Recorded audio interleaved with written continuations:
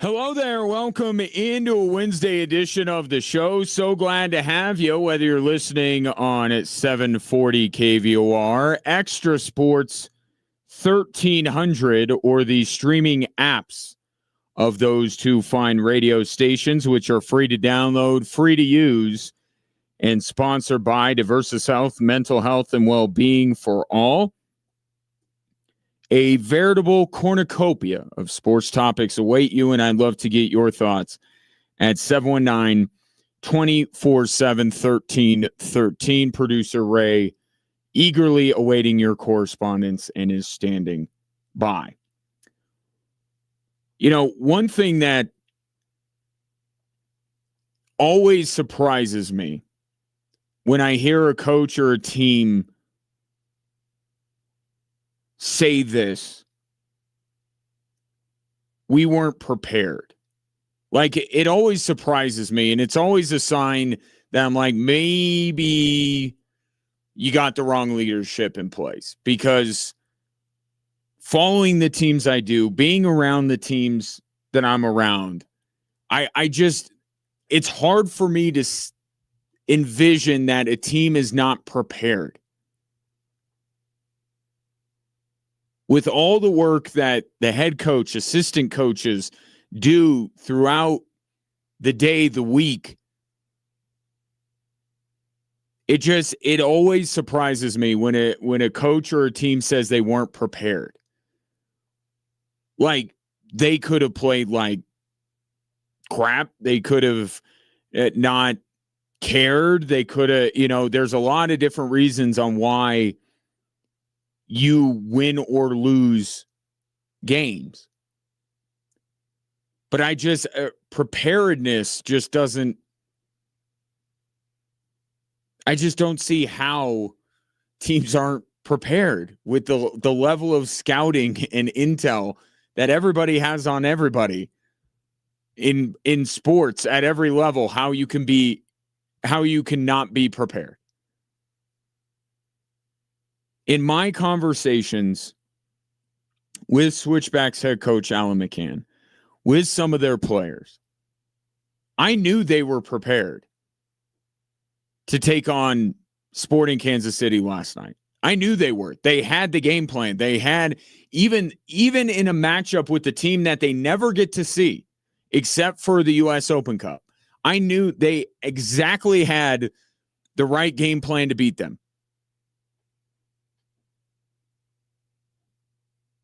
And I talked about throughout yesterday leading up to the game, what the Switchbacks do, their style of play goes right at the weaknesses of Sporting Kansas City. It was, in that way, it was a favorable matchup for the Switchbacks, and they knew exactly what they needed to do going into that match. As I think most teams do. As I'm sure Sporting Kansas City was prepared for Colorado Springs. They knew the scouting report. But after that, that's when the disconnect happens. That's where things can go awry. So I sat on these airwaves for 3.5 hours yesterday, talking about what the Switchbacks need to do to beat Sporting Kansas City, why the Switchbacks can beat Sporting Kansas City. But you still got to go out and execute. You still got to be able to do it. It would still take the best performance of the year for Colorado Springs to be able to win that match. But that's exactly what they got. The game plan that I knew was in place in talking with Alan McCann was executed flawlessly. So flawless, in fact, that Roland and I were in that broadcast booth last night, 30 minutes into that game, in just sitting in astonishment. And it wasn't because we don't believe in this team. It wasn't even because the Switchbacks were winning. It was the fact that they followed the exact game script. They hit every check mark, that they checked every box that they needed to last night to beat an MLS club for the first time in their history. It wasn't just a win last night. You go into that match, and if you were at the match last night, I'd love to hear from you, 719-247-1313. But you could have gone into that match hopeful, and you could have gone into that match saying, any way the Switchbacks can win this thing, I'll take it. That's the way I felt. The Switchbacks didn't just beat an MLS club. They dominated them. Box number one that they were hoping to check. Scoring within the first 15 minutes. Boom. Takes 12. Juan Tejada scores. Then you got to be ready for the inevitable pushback from Sporting Kansas City. All right, you punched them in the mouth. Here they come. Switchbacks score again. They take a 2-0 lead into the break. And Sporting Kansas City, you knew they were going to come out at halftime with everything they had. And yet the Switchbacks for the rest of that match, or let's just take from halftime to the time Sporting Kansas City went down to 10 men, the Switchbacks withstood what had to be the best effort that Sporting Kansas City could have put against them. And yet, no goals. Hardly any chances. And then that Sporting Kansas City team broke mentally. They were frustrated all night, and that frustration boiled over, leading to one of their players getting sent off with a red card, and then it was curtains. And that was it. It wasn't just a win. It wasn't just the first win against an MLS club. It was a thorough and complete dismantling of a team that is playing at the highest level of soccer in this country.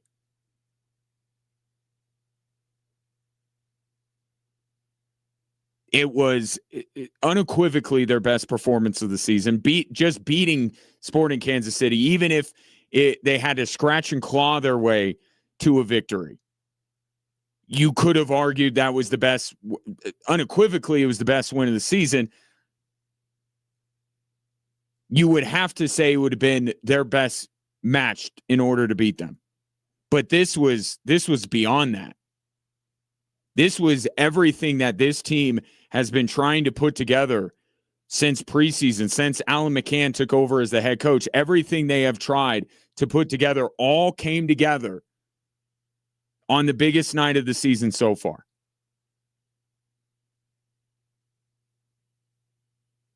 And moving forward, it's hard for me not to think that this is the moment that we will look back on at the end of the Switchback season and say that was the day where it all changed. If you've been following the Switchbacks, you know it's been a little bit rough lately. A lot of good, but the loss against Orange County, the loss against Orange County, the New Mexico loss, the inability of this team to string together a full 90 minutes. We hadn't seen it yet. And we saw it. Put everything together. Everything clicked.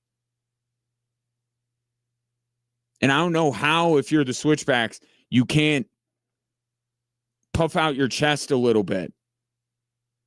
Going into Saturday against Monterey Bay, moving forward in the USL Championship season, and going, hey, we did that against that team. We could do this against anybody. They have to believe that. And they have, that demonstrated ability that Sean Payton always talks about, the belief through demonstrated ability. That was on display last night. They took it to that team from beginning to end.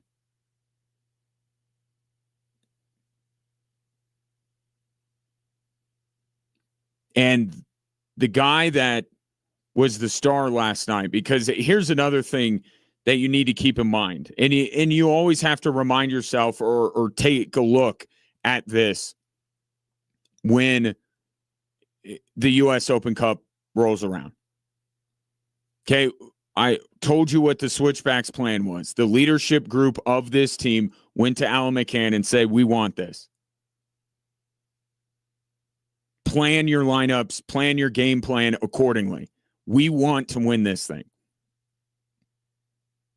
So the vast majority of the Switchbacks lineup was what you would expect if this was a USL championship game.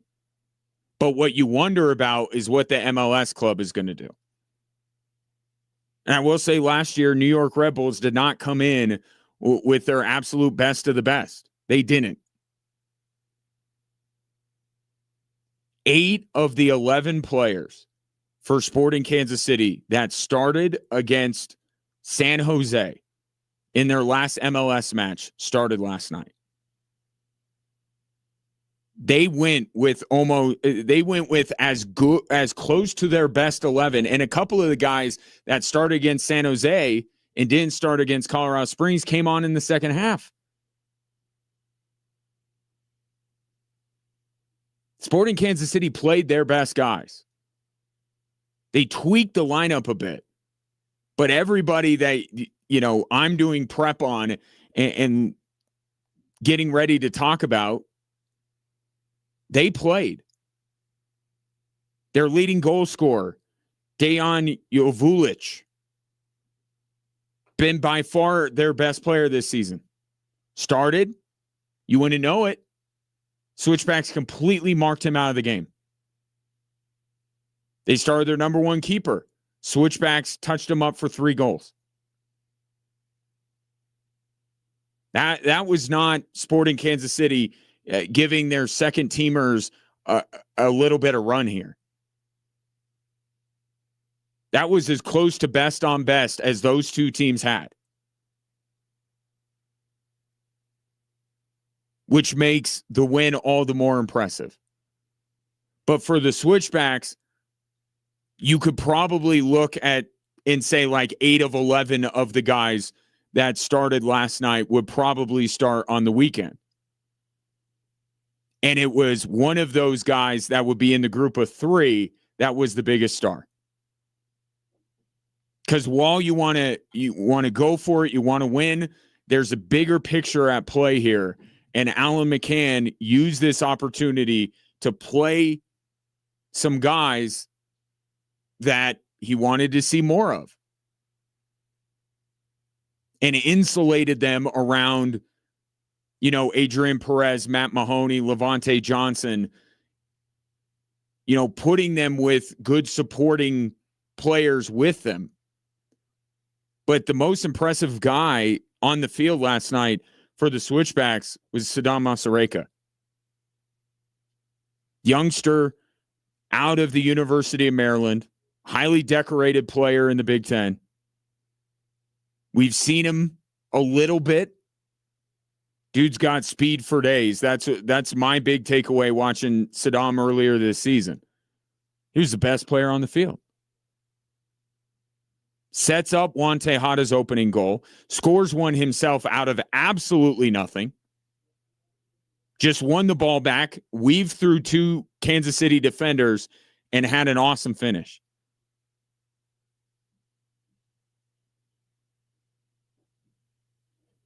So that just adds to the night that now maybe, it's not only a springboard for the Switchback season last night, maybe it's a springboard for Saddam moving forward.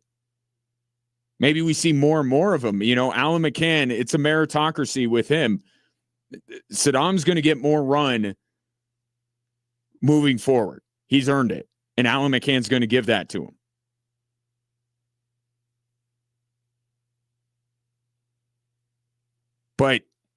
There's a little story behind why maybe he was the best player on the field.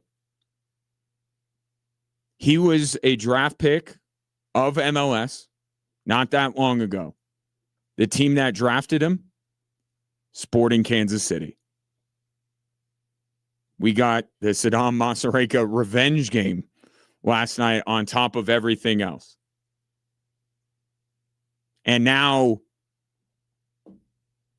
it sets up for Colorado Springs to take their shot against the boys up north. It will be the Switchbacks and Rapids in an I-25 derby coming up either the 28th or the 29th. It's up to the Rapids. It will be at Dick's Sporting Goods Park. But trust me, Switchbacks are going to be attacking the Colorado Rapids the same way they attacked Sporting Kansas City. Not necessarily X's and O's, different teams, but the mentality, the confidence, they're going to be going at Colorado the exact same way here in a couple weeks' time. And I think that team feels like they can knock off a few MLS clubs on their way to a U.S. Open Cup title. What a win last night for Colorado Springs. The title run is the title run, right? That stands alone. That afternoon against Rhode Island is the pinnacle of Switchback soccer so far in their history. Last night was close. I mean, easily one of the best wins that this club has ever gotten. Take your thoughts on it. 719-247-1313. About that revenge game I was talking about. Saddam Masareka will be my guest an hour from now.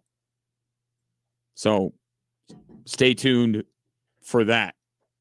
The star last night, one of many for the Switchbacks, will be joining me here on Drive Time Sports. In the meantime, coming up next, the Avalanche. I thought last night was a little bit of a trap game for them against Calgary. Second night of a back-to-back. Calgary's not a good team, yada, yada, yada. Well, it helps when you get someone back that has been itching to be back out on the ice. That's next here on 740 KVOR and Extra Sports 1300.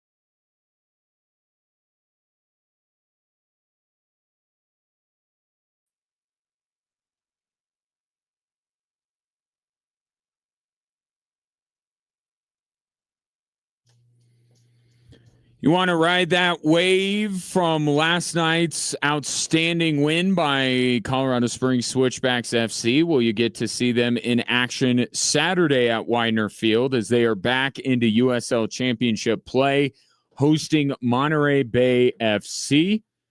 It will be après ski night. So if you're into dressing up, Google what that means and, come correct with that. But most importantly, soccer, 3:00. Tickets available, switchbacksfc.com. I'll have a chance for you to win some tickets coming up a little bit later on in the radio program. So like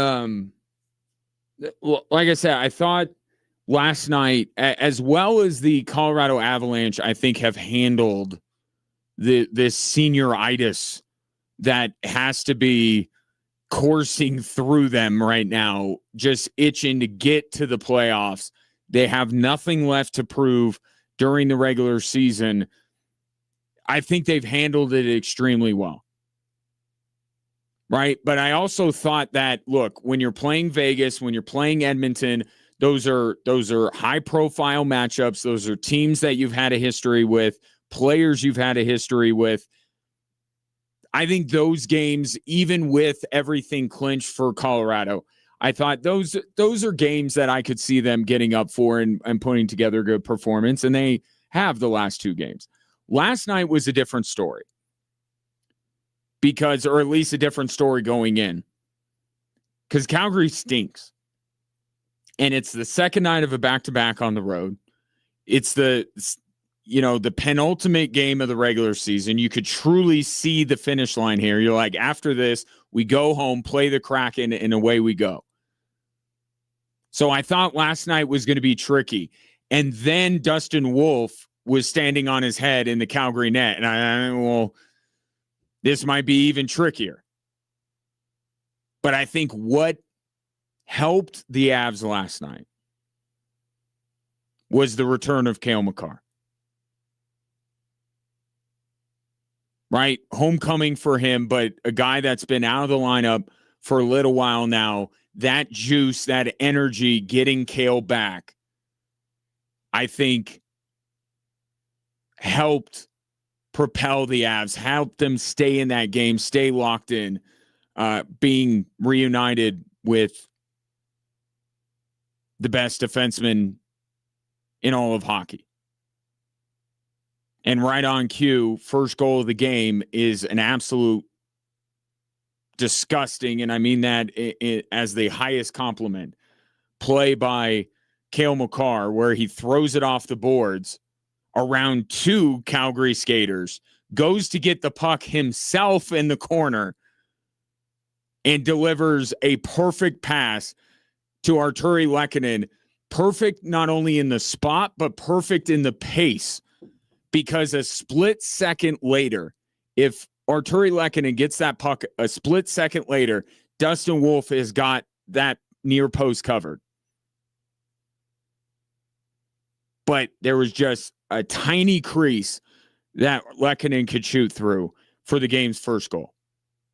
So Makar coming back and making an immediate impact and doing something that, as assistant coach Nolan Pratt mentioned, because Jared Bednar not on the trip as he heals from the puck he got to the face on Saturday against Vegas, Nolan Pratt says it's a play that really there's only one guy that can make it, that is playing the position of defenseman. Player that can kind of create something out of nothing. We see him do it all the time, and we're lucky to get to watch it and be a part of it as coaches. And he can see things that other people can't. And if you give him a little bit of space, he can hurt you, and he did on that one. And it's a great job by Lecky getting into that space, and really a fantastic shot as well. It was a good shot, but again, the setup was very Makar-esque. And the Avs went on from there, and Calgary, despite great goaltending, they had great goaltending last night. Calgary did. The Avs never looked back from there, and they end up winning the game 3-1. So with Cale Makar back in the fold, here's Nolan Pratt on what this team has been missing. We're missing a lot, obviously, right? He does a lot of good things for us. Everyone thinks of the offensive side of the game for him, but he does so much for us with our penalty kill and 5-on-5 play and playing against top lines every game. So he's a big addition. He's one of the best players in the world, obviously, and we welcome him back anytime. Which leads me into a discussion about the Norris Trophy, awarded each year to the top defenseman in the NHL. If Vegas is any indication, if sportsbooks are any indication, Cale Makar probably will be a finalist but not win. I don't believe it should be that cut and dry, but I think that's it's going to be. And I think the conversation around the Norris Trophy is similar to the one we've been having around the NBA MVP. I think the feeling I get is that the voters and certainly voter fatigue maybe could be attributed. It always has to be when you have a guy like, even if you're going to go the other way with the MVP and not vote for SGA, you have to wonder if it's a little voter fatigue. I voted for him last year. I'm not going to do it again this year. But we've seen it multiple times with Nikola Jokic, right? And even this year, given what he has done, you have to wonder how many of these voters who won't vote for him are having voter fatigue. Same thing here with Cale Makar. Won last year, won multiple times. It's not as if there aren't other deserving finalists. There certainly are. We have a collection of the most skilled defensemen that we have ever had in the history of hockey. Right now. And that's not even a question. What these guys can do. Led, of course, by Cale Makar. But here's the comparison with Nikola Jokic. If Cale Makar does not win the Norris Trophy this year, which I think he has a legitimate claim to it, but if he doesn't win, I think it should be kind of the same thing that we're doing with Nikola Jokic. Like, it's fine if you want to make a case for someone in a one-off year being a little bit bigger of a story, catching your attention a little bit more. I'm thinking, a lot of it was Zach Werenski. Evan Bouchard is in that conversation. I think Lane Hudson of Montreal needs a lot more love than maybe he's getting. But that's fine. If you want to make an argument for someone else this season against Cale Makar, you just need to acknowledge that there is no one at that position better than Cale. He is the best defenseman in the world. And what Nolan Pratt said, I think, is worth underlining here. If you listen to this show, you know I've been saying this for a while. People don't give Cale Makar enough credit for what he does defensively.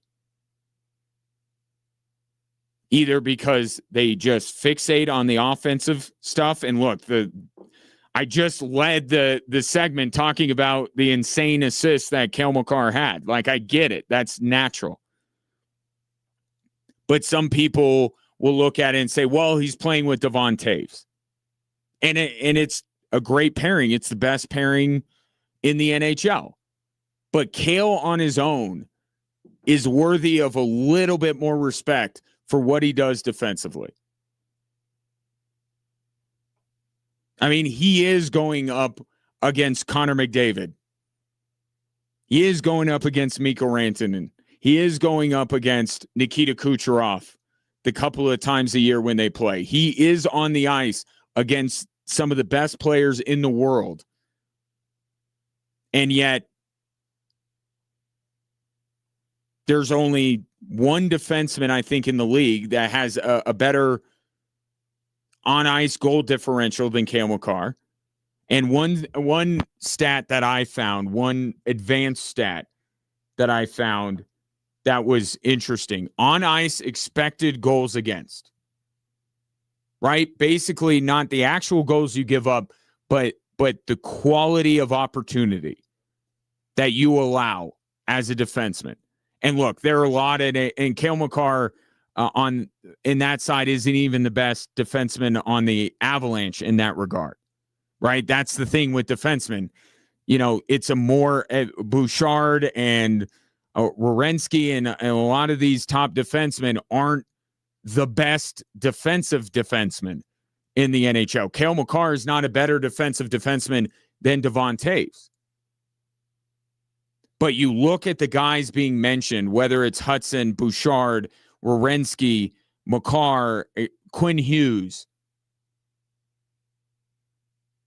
Only Lane Hudson has a better on-ice expected goals against than Cale Makar. And Lane Hudson's more of a defensive defenseman than anybody else I just mentioned. Cale Makar, that's one stat that I think shows that Cale Makar is a better defensive defenseman than these other guys that are being talked about. Then Bouchard, then Zach Werenski, then Quinn Hughes. And remember, the debate for best defenseman in the world was between Cale Makar and Quinn Hughes. And I think Quinn Hughes has played great for Minnesota.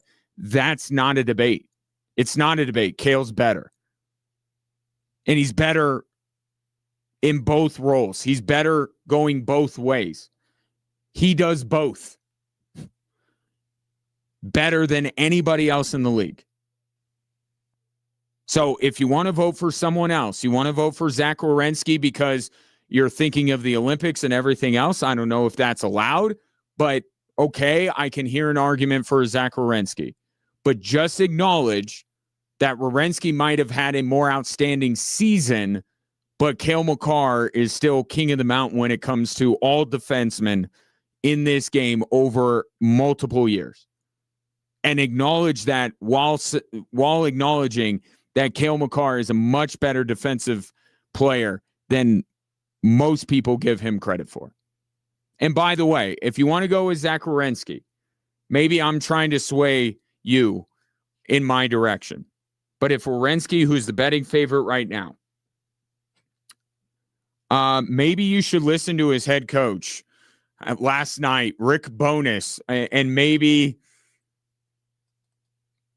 I don't know, maybe you don't want to vote for anybody associated with the Columbus Blue Jackets for any award. Where did I put that? There it is. Here is Rick Bowness last night talking about the team that Zach Werenski, supposed Norris Trophy favorite, plays for. All you got to do is look at the stat sheet. 3 hits, 23 giveaways. Like, I don't know if I'm back, but if I'm back, I'm changing this culture. These guys, they don't care. Losing is not important enough to them. It doesn't bother them. Like, how can you go out and play like that? Should have done this about a month ago. But this is why we are where we are. This is why we're out of the playoffs. That kind of effort. Losing, you have to hate losing. I don't care if it's a meaningless game. I don't care. Show up and compete. 3 hits, 23 giveaways. What else you want to know? By the way, I hope Rick Bowness is back as the coach of the Columbus Blue Jackets. That's an all-timer. And yes, it is just it's convenient for 2 things. One, to try and, sway opinion away from Zach Werenski, who is hardly the problem with Columbus, to be fair. I'm just joking about that. But also gives me a perfect opportunity to play that audio. I couldn't find anywhere else in the show rundown to place it, so there we go. But maybe it's Werenski. But I think Cale Makar is a legitimate case, and I don't think it should be a landslide. And no matter how the voting goes, just know that who wins the Norris Trophy this year does not necessarily mean they're the best in the world unless the winner of the Norris Trophy this year is Cale Makar. Avs win again. They got one more left. And that would, if they were able to at least get a point against Seattle tomorrow night, they would set the franchise record for points in a season. 719-24-7-1313. Elsewhere on the sports slate last night, a thing I hate, but actually kind of gave us something interesting to talk about. That's next here on 740 KVOR and Extra Sports 1300.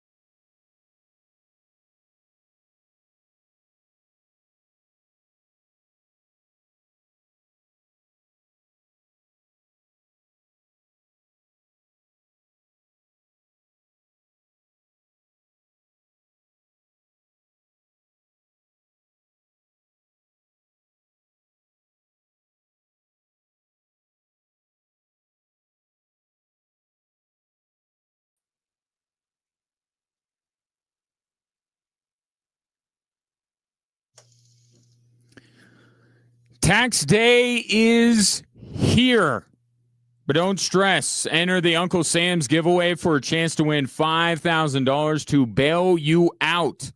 Just head to extrasports1300.com or kvor.com to enter this national contest for your chance to win $5,000 with the Uncle Sam's giveaway, sponsored locally by Kruger Brothers Construction.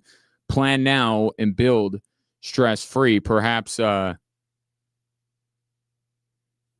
given that you just did your taxes and you saw what you owed the tax man, you're like, yeah, I need that even more now. But Extra Sports 1300 and KVOR.com.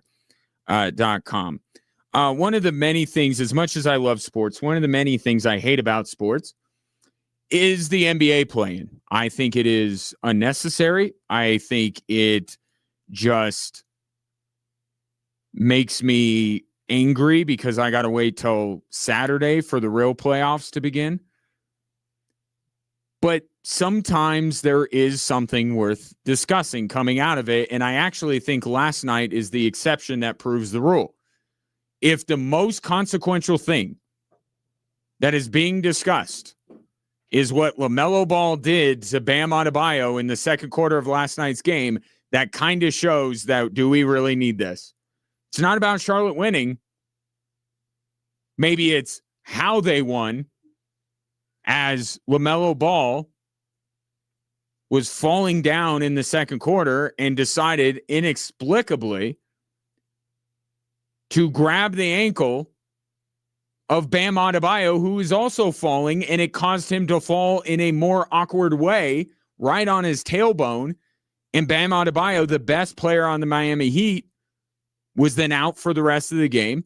Fast forward to the end, LaMelo Ball makes the game-winning layup. Charlotte wins. Miami, see you next year. Nope, not see you next year. More on that coming up. More on that confusion. Another reason why the play-in doesn't need to exist. But Miami, you could try again later this week. How about that? Eric Spoelstra. Not one to shy away from a chance to complain. Think he was kind of justified in this one, though. I don't think it's cute. I don't think it's funny. I think it's a stupid play. It's a dangerous play. Obviously, our best player is out. I'm not making an excuse. The Hornets played great, and they made those plays down the stretch. We had our opportunities to win. I just, that's a shame. He should be penalized for that. I don't think that belongs in the game. Tripping guys, shenanigans, and Curtis was there. It's his responsibility to see that, and if it's not his responsibility, then Zach's got to see it. If somebody has got to see that, and that he should have been thrown out of the game, for that. And he should have. Now, before you label LaMelo Ball an up-and-coming Lou Dort, LaMelo Ball does not have a history of doing things like this. And in fact, when I listen to LaMelo Ball, knowing LaMelo Ball the way I do, which is not a personal relationship, but I followed the guy for quite some time, as long as he's been in the NBA, I can actually kind of buy what he's saying, even though many people are not. I haven't even seen. Like I said, I got hit in the head, didn't even know where I was, but yeah, just playing basketball. But like I said, sorry, and I'm gonna check on him. I believe LaMelo Ball. That sounds like a really lame excuse because you're not playing basketball grabbing somebody's ankle. But if you watch LaMelo Ball play, the best comparison I can make is he is Russell Westbrook with more downside right now. Now, it started to turn a little bit. He's had a good season. Charlotte's had a good season. But what I mean by that is the roller coaster ride that you take when you watch a player like Russ, like LaMelo Ball, where you go, I don't know what the heck is going to happen next. They look constantly out of control. LaMelo Ball, watch him play basketball. Even when he ends up making a play like he did, the game-winning layup, it looks weird. His arms are flailing constantly. He's just an out-of-control basketball player. with very little shooting conscience, because I think he missed like 15 3-pointers in that game. But it reminds me of the Russell Westbrook experience, except Russ provided throughout the course of his career more good things than LaMelo Ball has. So I actually think that LaMelo Ball just didn't know. I'm not saying that the guy was concussed or anything like that. I just legitimately believe that at all times, LaMelo Ball doesn't quite grasp what is going on and what he is doing. But that really is beside the point, because the point is Eric Spoelstra is 100% right. You can not do something intentionally because you're just an out-of-control player, and we don't need to cast aspersions on who you are as a human being while still saying you need to be kicked out of the game. That is a dangerous act that should have warranted an ejection. In the fact that we fast forward to the end of the game and that guy who in an ideal world would be ejected makes the game-winning shot, I understand why Heat fans are upset today. But once again, this is a situation, and Eric Spoelstra can say that Zach Zarba, the referee, and the other referee that he mentioned should have seen it. Referees miss things, right? It happens. Some people are more tolerant of that than others. Here's the thing that's the problem, and it's not the referee's fault. Okay? If I just not knowing the NBA rulebook, wouldn't you say that a play like that resulted in injury, that is dangerous and would maybe warrant an ejection, is something worth being reviewed if it was not caught in real time? And I'm an anti-replay review, but if somebody knocks out another player for their actions, I feel like that's understanding we're not getting rid of technology. Let's use it the right way. Why can't they go back and review that? Why can't Secaucus, New Jersey send a carrier pigeon to the game and say, hey, this happened, you need to look at this? Because the NBA rules do not allow it. The fact that play continued meant that it could not be reviewed. It's over. Into the wind. How is that a good use, or using technology in a good way? You can't go back and look at that? But that's what Zach Zarba said to the pool reporter. Once the play continues, and there was a layup on the other end of the floor because it was a fast break. Everybody was falling all over the place. That closed the window. That was his word. The window closed.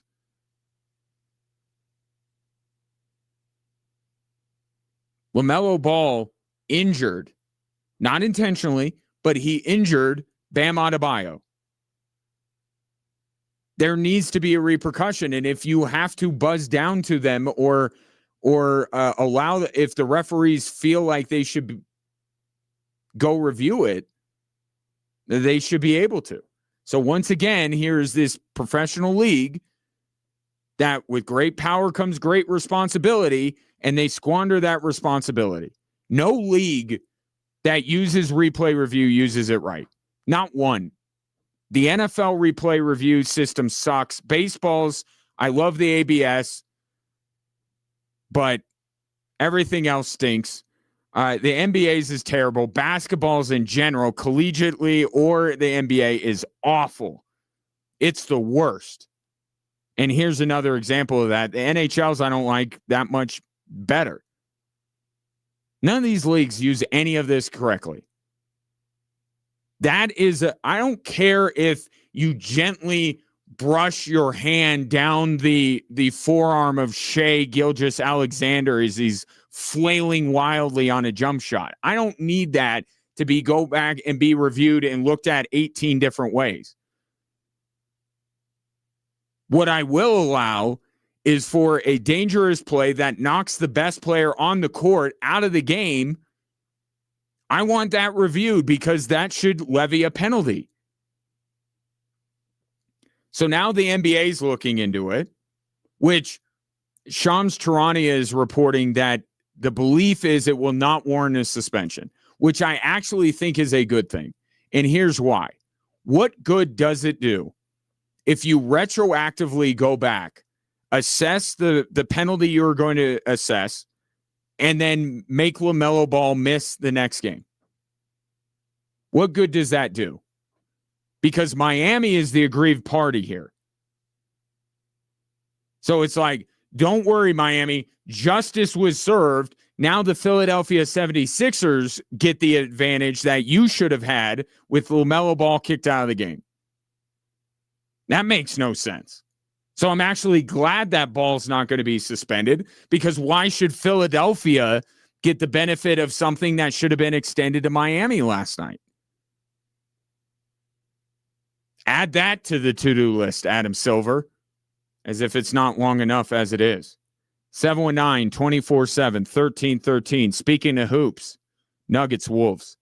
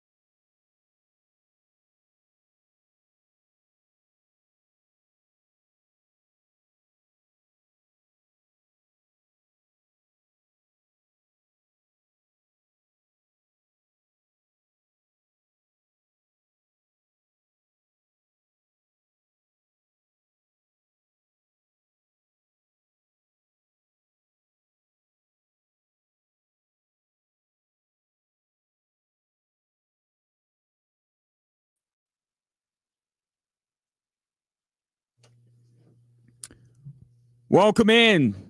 Thanks for being here. Thanks for watching. Anywhere you scroll at 740 KVOR and add Extra Sports 1300. While you're there, like, subscribe, comment. This is how we eat in this business of mine, apparently. And most importantly, comment, because this is an interactive experience. 719-247-1313 is the text and the phone line. Keep that handy because I have your chance to win tickets to see the Switchbacks this weekend. And Saddam Masareka, the hero from last night, one of many for the Switchbacks as they beat MLS club Sporting Kansas City.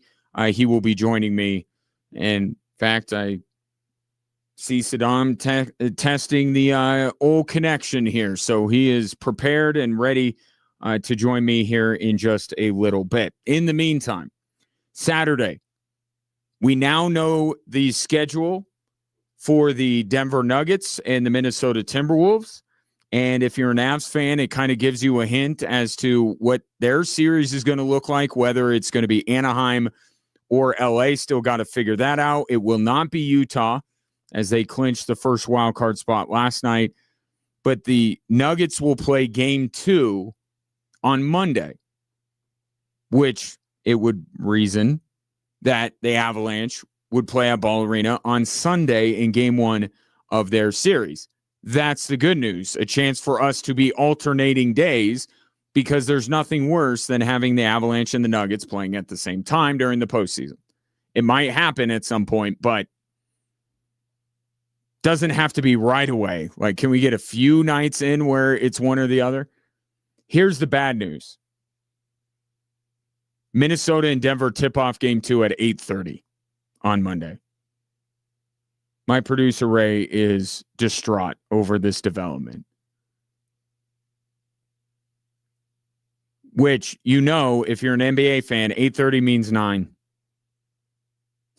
That's what it means. At the very least, it's 8:45. Like, don't even bother at 8:30. Okay, that's just silly. You don't show up to a party right when they say the party's going to begin. Any cool person knows that, even me. 8:35, 8:40. Maybe you be there too early, but at least you're not there at 8:30. There's no way that game's starting at 8:30. So that's what we got. Couple of days off as Denver travels to Minnesota for game 3. That'll be on Thursday, and then so on and so forth. So that's the full schedule is out for that series. Now, as far as game 1 goes, a fairly significant development for the Denver Nuggets, who, not because they didn't play anybody over the weekend. Even Nikola Jokic today said he didn't, if it were up to him, he would just played and had his teammates play. So I was right. Nikola Jokic agrees with me. But you have to say that the Denver Nuggets are as healthy as they have been all season going into this playoff, and they might be healthier come game 1. David Adelman saying today, and remember, today's Wednesday, the game's not till Saturday. We got some time. He said that while Peyton Watson and Spencer Jones have not been cleared, and they were in non-contact drills at practice, there is optimism they'll be ready for game 1. Now, I don't envision a scenario in which not having Peyton Watson or Spencer Jones ultimately dooms the Denver Nuggets against Minnesota. Be great to have them. And because here's the other thing that David Adelman's going to have to deal with. He's shortening the rotation, but here he is with 2 more players coming back. He's going to have to tweak things a little bit early on in the series. So getting Peyton Watson and Spencer Jones back to see if he does go that small ball second unit or whether it, and I think that's what it's going to be, because now you're going to have Aaron Gordon essentially as Nikola Jokic's backup playing alongside him, and then his backup. You have Peyton Watson, and then Bruce Brown, Tim Hardaway, and Spencer Jones, if David Adelman wants to go that deep into the roster. So getting them back sooner rather than later is obviously a good thing. But to have Peyton Watson with the season he has had, and to have Spencer Jones if you need him as well, that's really later. Right? Because I do think Oklahoma City, that potential series goes without saying. San Antonio, I think it would be really advantageous for the Denver Nuggets to have everybody healthy. I think Minnesota, if Peyton Watson and Spencer Jones don't play for a while, or they play and they're not quite as effective because they're working their way back, I still think that the Nuggets can manage beating Minnesota in their series.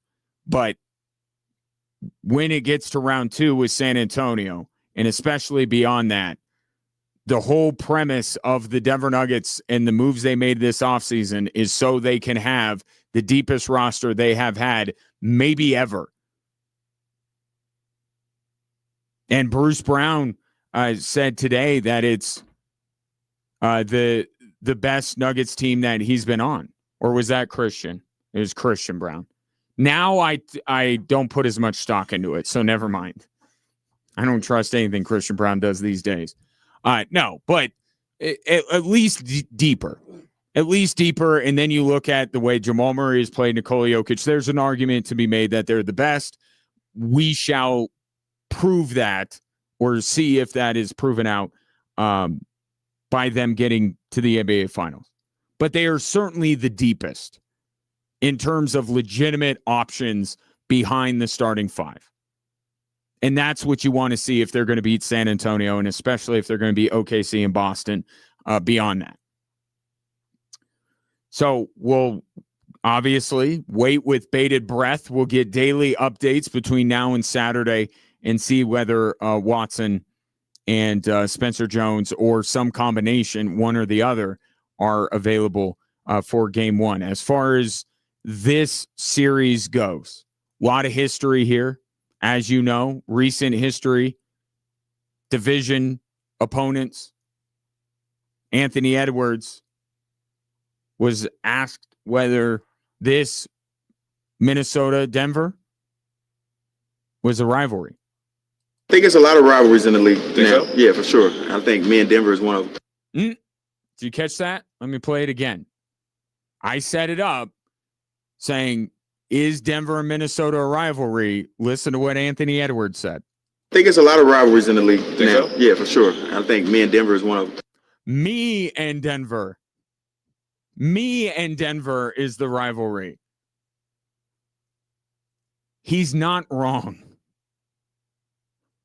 He really isn't. I mean, did you have that,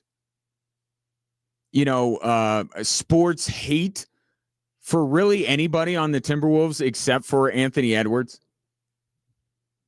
Ray keeps popping up like he's a jack in the box. What? I was going to say Naz Reid. You hate Naz Reid? Yes. Sports hate? Yes.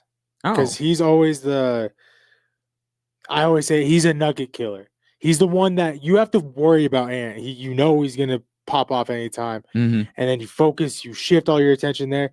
And there's Naz Reid in the corner just drilling every three. All right. But you would agree that the animosity, again, sports animosity, I actually happen to like the Timberwolves a lot. I like Chris Finch. I like Anthony Edwards. Obviously, Tim Connolly, I'm a fan of. So in the sports way, wouldn't you agree that most of the animosity between the Nuggets fan base and the Timberwolves team is directed at Anthony Edwards? Oh, yeah. Especially, remember, was it Game 5? He told the crew at Ball Arena, I'll see you guys in for a 7. Yep. And he was right. And then didn't he throw a chair or steal a chair? Didn't he yell at a fan? Or he threw it. He threw a chair and it hit an usher, allegedly. After missing the game-winning 3 in the first series in 2023. And I will say real quick, I was there covering the game. I was there. Game 7. Game 7 of 2 years ago. Don't worry, I'm not sending him this year. Yeah. And I remember going to the press conference, and you could hear the cheers and them just screaming in their locker room celebrating. And I can tell, and at the time, Michael Malone walked in, and it was just, this is brutal. And I'm sure Anthony Edwards was the loudest voice that you could pick him out. Nobody else, unless somebody was yelling in a French accent, and then you may be able to narrow down who that is. But I will say that most of the ire from Nuggets fans is directed at Anthony Edwards, and he sends it right back. And that's part of what makes it a rivalry. I get you have to ask the question to get the quote, to get the clip. And hey, I use the clip. I think that goes without saying. I think this is absolutely a rivalry in the truest form, because not only do they see each other as more than most teams do, right? Utah, Oklahoma City, Portland, they play the same amount, but that's a small group of teams that you see more than anybody else during the year. Plus, you have playoff series against one another where really contempt grows. And then you've had kind of the last piece of the rivalry, which is sometimes lost sometimes. Just because you don't like a team doesn't mean it's a rivalry. Right? If you get beat repeatedly by the same team, that's not a rivalry. Rivalry's got to go back and forth. You get one, I get one. With Minnesota, it's been that way. Right? Nuggets went through them to win a title. Minnesota dethroned them the very next year. Minnesota had a time, a couple of seasons there, where they owned the Denver Nuggets, and now it seems like the pendulum has swung the other way, and the Nuggets pretty much controlled the season series, nearly swept them. Great games, high intensity. This is absolutely a rivalry, and even though, and I think it just adds to why people aren't maybe as confident as I am that the Nuggets are going to move on. I haven't seen a lot of people say, oh, the Wolves are going to win. But around here, I understand why some people may be a little bit more nervous about it than I am. They've got to, in order to completely shed that the Minnesota being a bad matchup for them, they got to win in a playoff series. That's how you truly do it. But because of the history, because of the rivalry, that word rivalry makes it feel like it's going to be a little bit more contentious than maybe it looks to be on paper. And I think what ESPN picked unanimously, the Denver Nuggets to win. So again, I don't think there's a lot of people saying Minnesota's going to win. In fact, I see more people saying the Nuggets are going to finish them off early versus Minnesota is actually going to win this in any number of games. But I think it's a great first series for this postseason run for the Denver Nuggets. With the Avalanche, the first round's not going to feel like the playoffs. It's just not, because the Avs are going to have their way with either LA or Anaheim. They're going to dominate them. And then you're going to be sitting around waiting for Dallas and Minnesota to get over so you could feel like the Stanley Cup playoffs have truly begun. With the Nuggets, it's Saturday. Playoffs begin.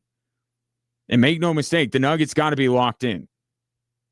That goes without saying. They're not going to waltz to the second round by any stretch of the imagination.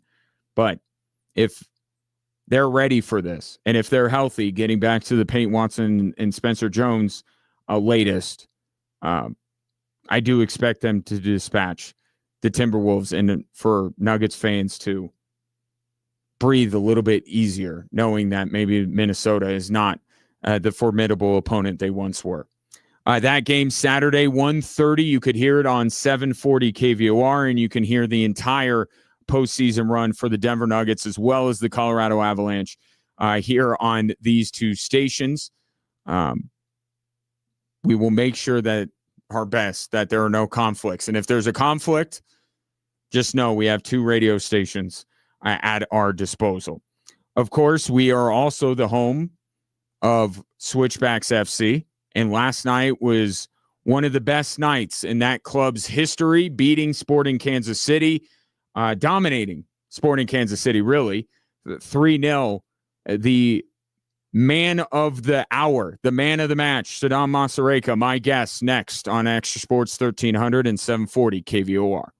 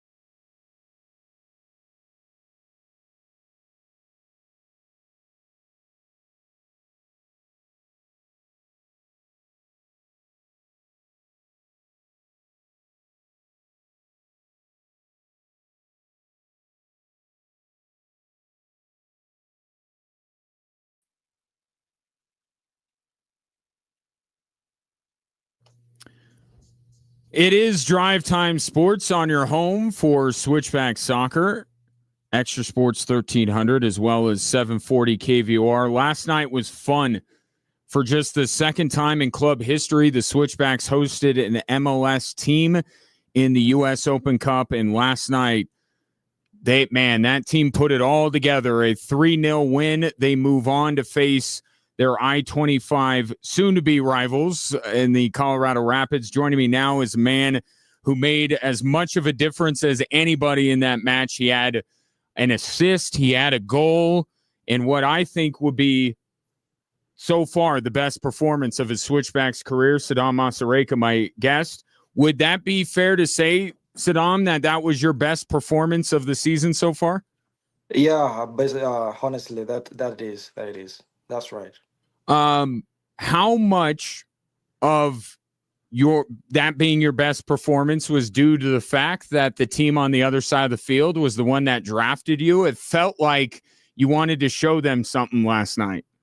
It's partly kind of plays a factor on it. At the same time, it's probably it was the time for me to kind of start performing really well, and getting used to the altitude and the style of play in the league and my teammates as well, because it was all around a team effort to be able to kind of come up with that great performance yesterday.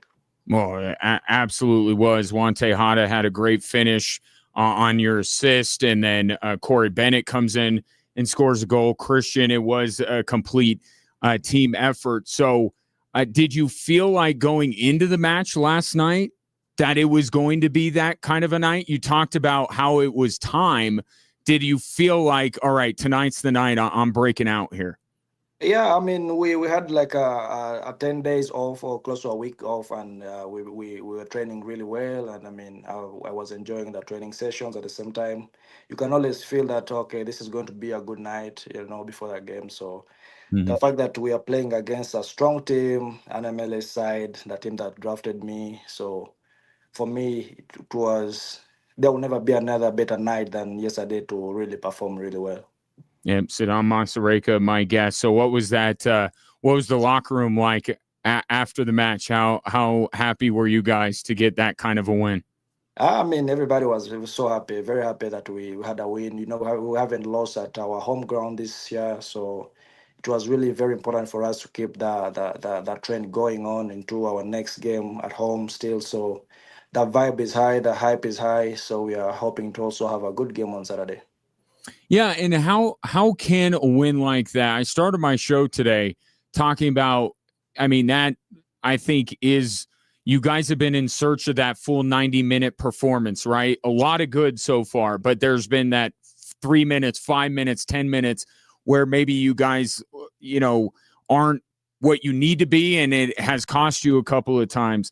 But how much can a win like that, a full 90-minute performance where you are truly the better team throughout, help propel you Saturday and really beyond to this season? How much can you guys benefit building off of that kind of performance? Yeah, I mean, that performance really puts you in a really good situation as a team, because when you think about it, you have a lot of new players in and it's a new team, and then we've been performing really well. But at the same time, like you said, you have some few minutes that you kind of switch you for a little bit, but then having a full 90 minutes performance against a strong side and an MLS side like Kansas City, that shows that, okay, the team has something going on here. There's a lot of good things that are coming along the way. So it's still a long season, and that shows that we really learn from a few mistakes that we always have along the way. So it's really solid.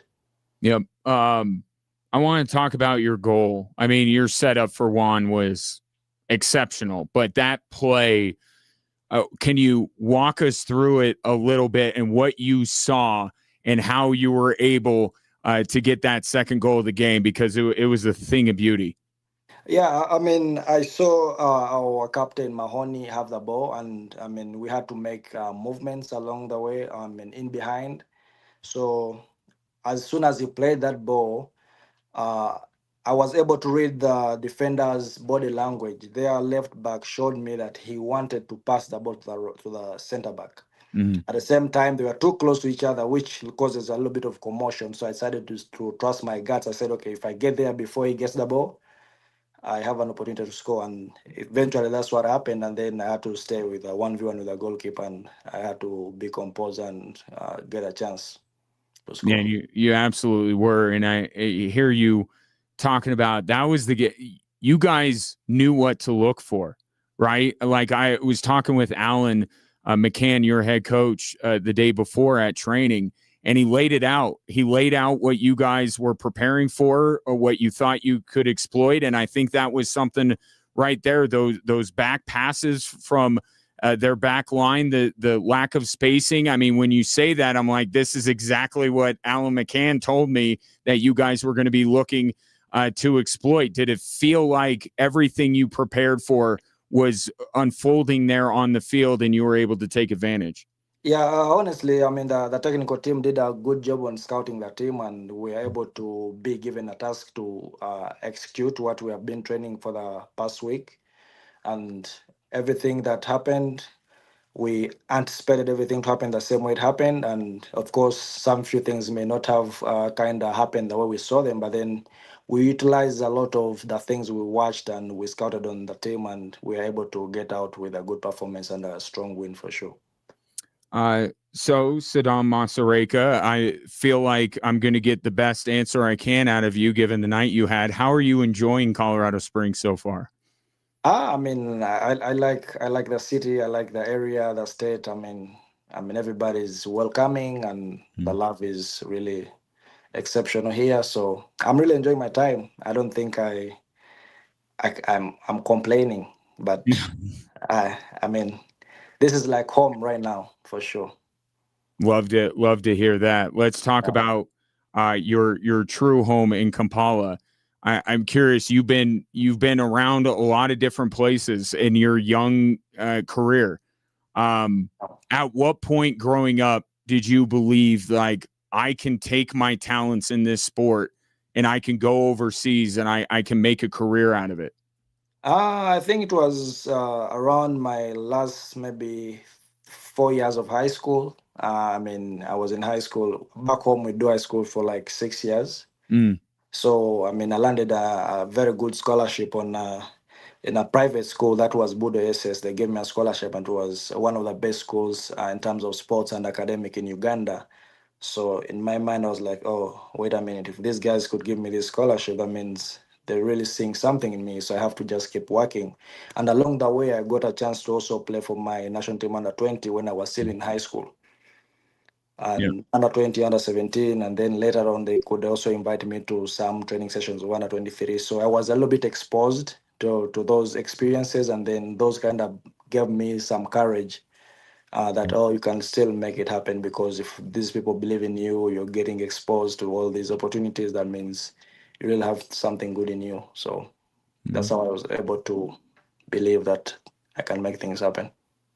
You know, coming up this summer, obviously we have the World Cup and we go nuts for World Cup, Olympics, all this kind of stuff. Anytime we see athletes put on their nation's colors, it's just, I don't know that there's anything better from, where I stand in the media, but also as a sports fan.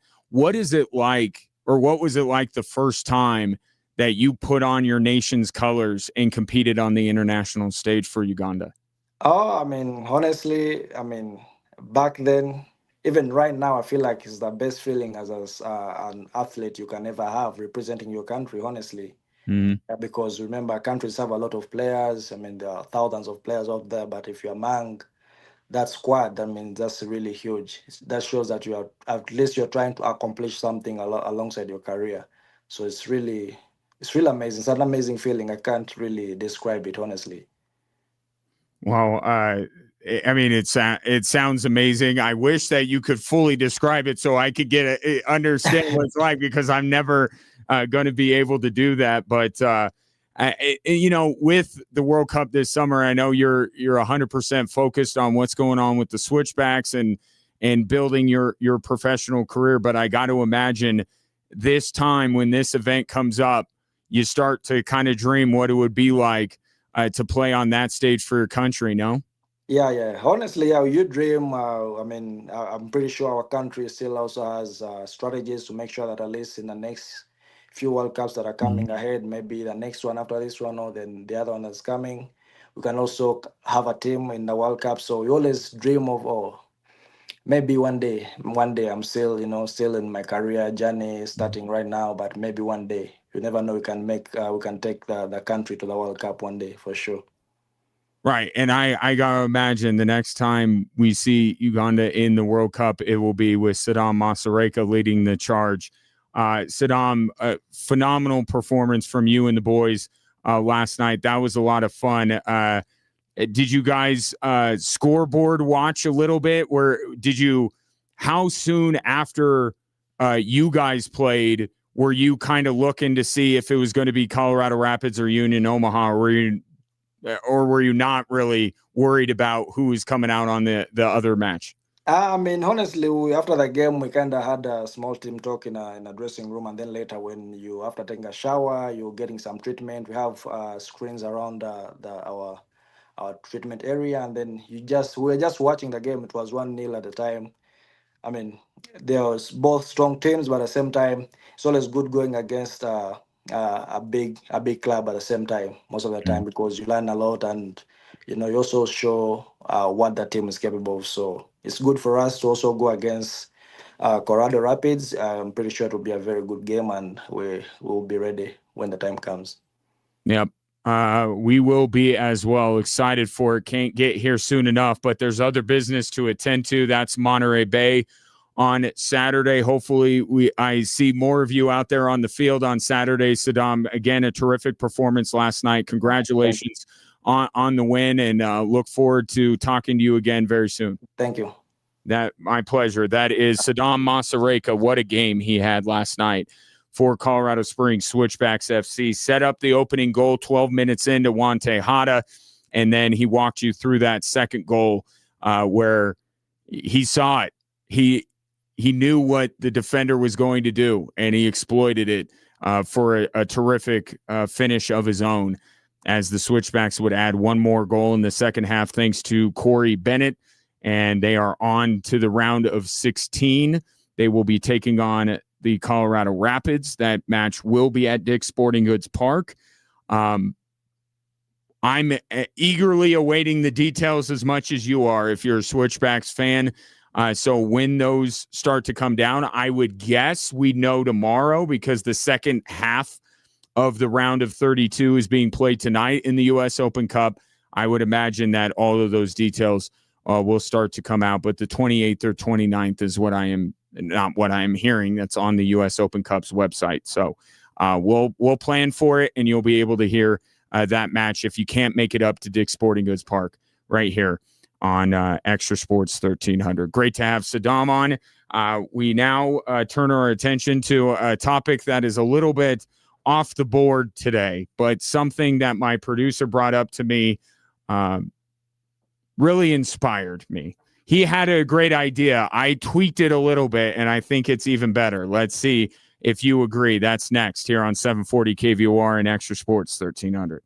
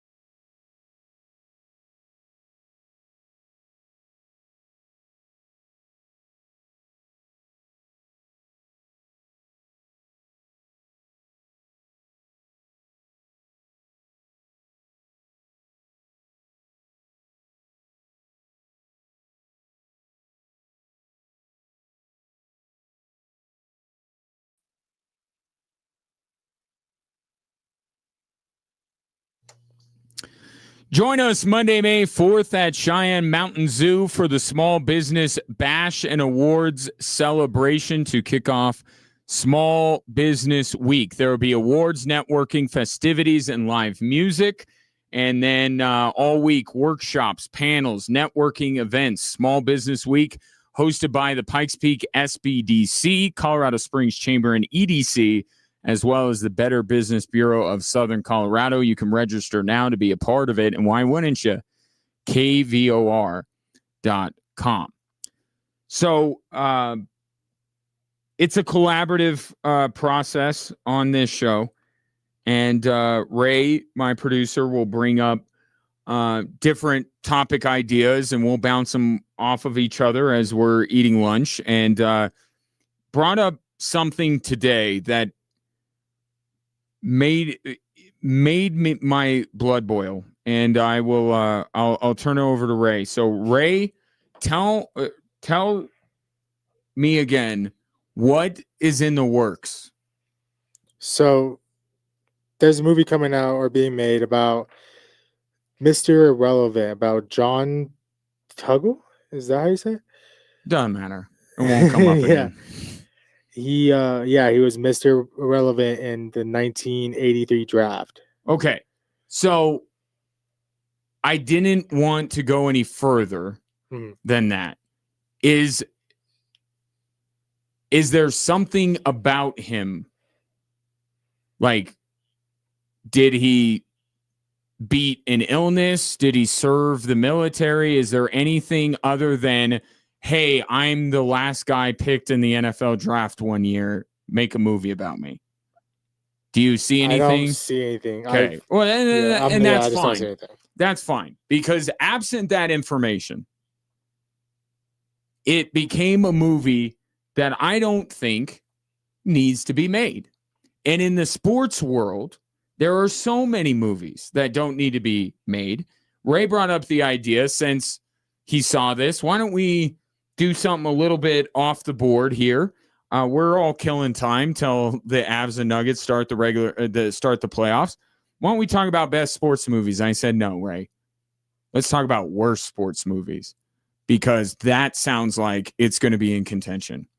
So that is what we are going to do. This is our question of the day, by the way, on our Facebook pages. Worst sports movies. Now, I will say, before I reveal my list and Ray has his, that being as into sports, and I think maybe you feel this way too about yourself, I have a very good intuition most of the time about sports movies. And if I see, like this one with Mr. Relevant, my alarm bells go off and I go, I'm not seeing that movie, because nothing ruins and maybe this is part of why I don't watch Ted Lasso or some of these, Chad Powers, although I know that's going to be stupid. I don't watch these things because I'm like, if it's sports and I watch it and I hate it, it's going to make me very angry. And I just don't, I'm looking to avoid being made angry. So a lot of the movies that are on people's lists, I've never even seen, because I feel like it's because I have a very good filter for these things. But once in a while, a few slip past the old goalie. Here are the 5, and I'm ranking them. Okay. The 5th worst sports movie I've ever seen is Mr. 3000, starring Bernie Mac. The premise: he's a big jerk, but he gets his 3,000 hits. He retires. He makes his entire brand around the fact that he's Mr. 3000. Apparently, there was a clerical error, and he did not have 3,000 hits. He had some number less than that. So he comes out of retirement to chase 3,000, and along the way, he learns that there's more to life than just getting 3,000 hits. It is very difficult. This is the only baseball movie on my list. It is very difficult to make a bad baseball movie, I believe.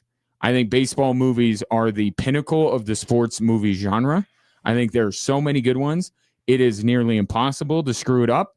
They did Mr. 3000 at number 5. At number 4, this is a sport that is rife with terrible movies. The Sixth Man. Let me remind you what The Sixth Man was. It was starring one of the Wayans brothers, I believe Marlon, who I do like. I like a lot of the things he's in. He's playing with his brother, and his brother dies. And instead of it being a story of how the memory of his brother was honored by him going on to have a great college basketball career, the brother comes back as a ghost and helps him do well at basketball. And remember, he dies while he's dunking. Correct. In the middle of a game. Right. He has. Now, not to make light of deaths on the court, we've certainly had a famous example of this. Right. But I'm just saying, to make it to where his brother's ghost comes back and like at times inhabits his body, it's a ridiculous premise, but again, it's a bad movie. Like, there can be ridiculous premises where you're like, you know what, I'm kind of entertained by this. I was not entertained by The Sixth Man. My boys wanted to watch it a while back. I watched it. I'm like, this is dumb all over again. The Sixth Man is number 4. At number 3, it is the only thing keeping the Rocky saga, and I'm talking Creed, I'm talking Balboa, I'm talking the Rocky movies, from being perfect. From start to finish, every movie is good, all bangers, no misses. Rocky 5. That is, they went from the best movie of the Rocky series, which is Rocky 4, to the worst in Rocky 5, Tommy Gunn, that whole thing. I don't need to go through it all. You know this movie well. That's the only miss Stallone had in the entire series. And now it's what? 5, 6 with Rocky Balboa. You throw in the Creed, 7, 8 movies. I mean, there's very few movie series or even universes to throw in Marvel that hit that many times. But the one blemish is Rocky 5. At number 2, I have Joanna Man. Not only is this movie dumb, it was dumb at the time. Now it has become problematic because the story is a male basketball player gets kicked out of his league. He cross-dresses and plays in the women's basketball league. And you can understand why in the year 2026 that movie could not be made. But even at the time, no redeeming value at all. It was stupid. It was a stupid premise. And it's a terrible movie. But at number 1, and this is where the hot takery begins, because I think most people would agree with my list if they've seen it. My most hated sports movie of all time, the worst sports movie of all time that I have seen, is Varsity Blues. I hate it because I hate Texas high school football culture. I hate it. It reminds me of every frat boy jerk that I come across in college that talked about what a big deal they were when they played for the 8A and then my 8A state championship. They all sound like Uncle Rico to me. And I say, well, why aren't you playing football in college? And they have some stupid excuse, which basically means they weren't good enough. If you're good enough to in high school and you go on to play in college, you have my respect. But Varsity Blues feels like a bunch of those dudes who, if they did a movie 20 years into the future, they would still be wearing their Letterman jackets and talking about how great they were playing football. I hate it. The whole thing where they forced Billy Bob to go out there and play. I think his name's Billy Bob. I hate it. I hate everything about it. Is not a good movie. I do like the Foo Fighters song that's in it, but other than that, it's terrible. And I know that I'm maybe in the minority because a lot of people love that movie, but I hate it. Varsity Blues, the worst sports movie I have ever seen. What is your list? Okay, I'm not ranking them. Okay. But let's start out. Give me him. Thunderstruck. Basically like Mike except Kevin Durant. Yeah, and it was just like one of those cheesy spin-offs that they were trying so hard to make it work, and it was so long after. Was it? And it was shoes. Kevin Durant's shoes make you great. It was MJ's shoes and MJ's like Mike. Shoes. But in this one, no, that's what I'm saying. In Thunderstruck, what was it? Yeah, no, I'm saying in this one, the character and Kevin Durant happened to touch a basketball at the same time. Oh no. As soon as I don't even know what I forgot, but they transferred through touching a basketball. Mm. Yeah. So a little like ripping off of Space Jam, if Right. we're being honest, Yeah. right? Yeah. Okay. Yeah, that sounds Speaking terrible. of Space Jam. Never seen it. Space Jam 2, not number 1. Space Jam 2 with LeBron. Space Jam 1 is one of the best sports Yes. movies of all time. It is my and it just goes to show, I always tell people, and we have this argument in my house with my boys, because we have one kid that is Team LeBron and we have one kid that is Michael Jordan. And one thing that I can speak both of their languages at the same time, look at the Space Jams. Right. My GOAT did the first one. Your GOAT, not to call out which son it was, but your GOAT made Space Jam 2. Point made. End of conversation. Yeah. Space Jam 2 is objectively terrible. It is. It is. I won't even get into the details. Okay. This one, I agree with one of the comments that we have on Facebook Okay. from Eric. The ones with the dogs playing sports. I don't know the name of them. So like Air Bud. Yes.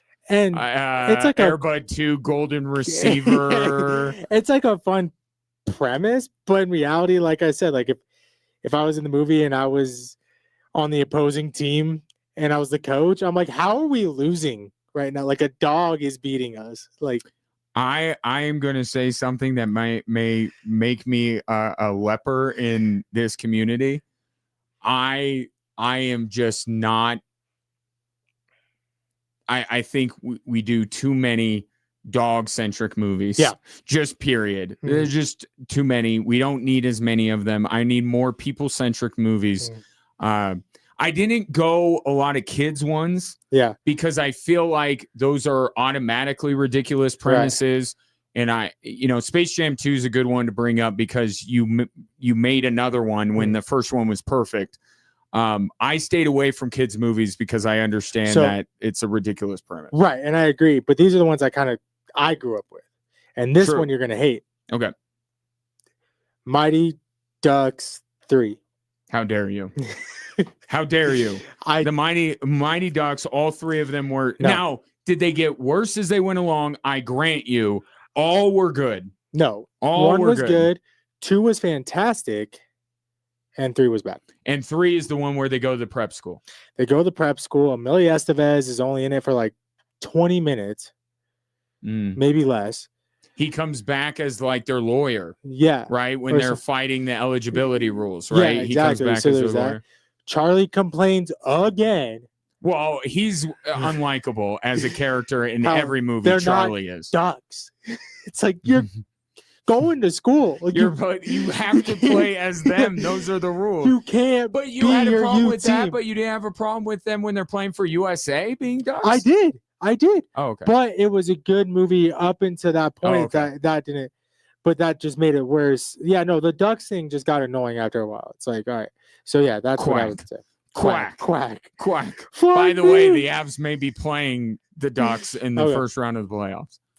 All right, and then on Facebook we got one more. Okay. From Jose. Basketball. See, I watched that at the right time. And the right time was when it came out, because South Park was all the rage. Colorado guys. It was disgusting at times. It crude.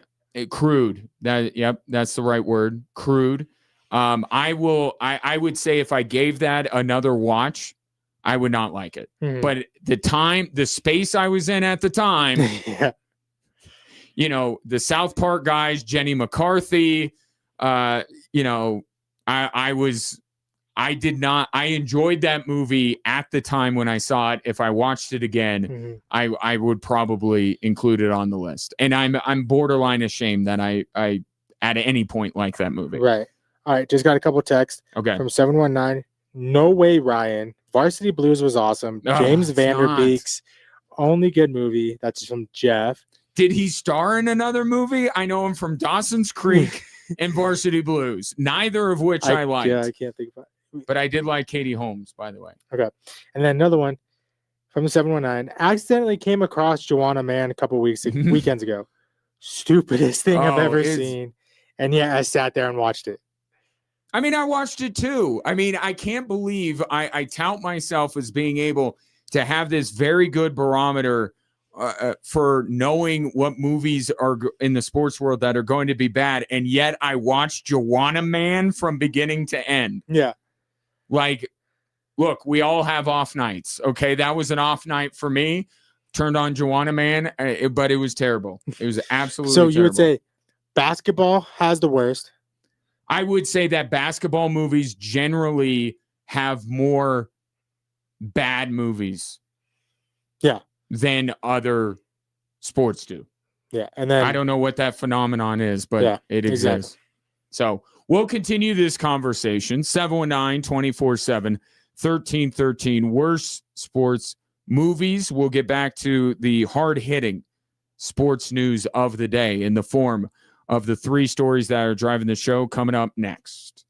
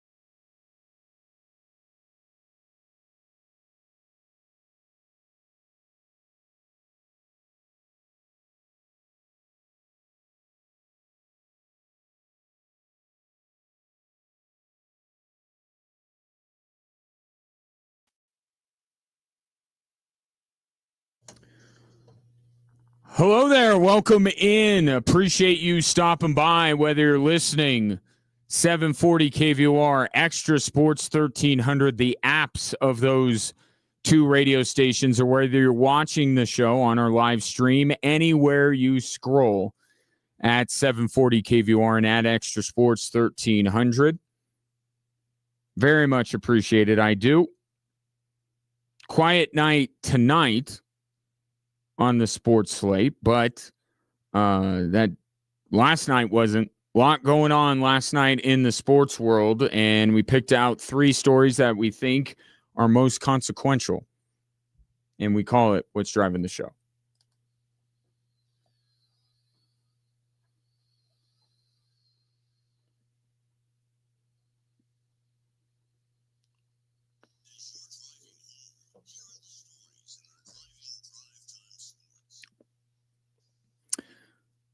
All right. As if you haven't gotten enough of me this afternoon already, the first story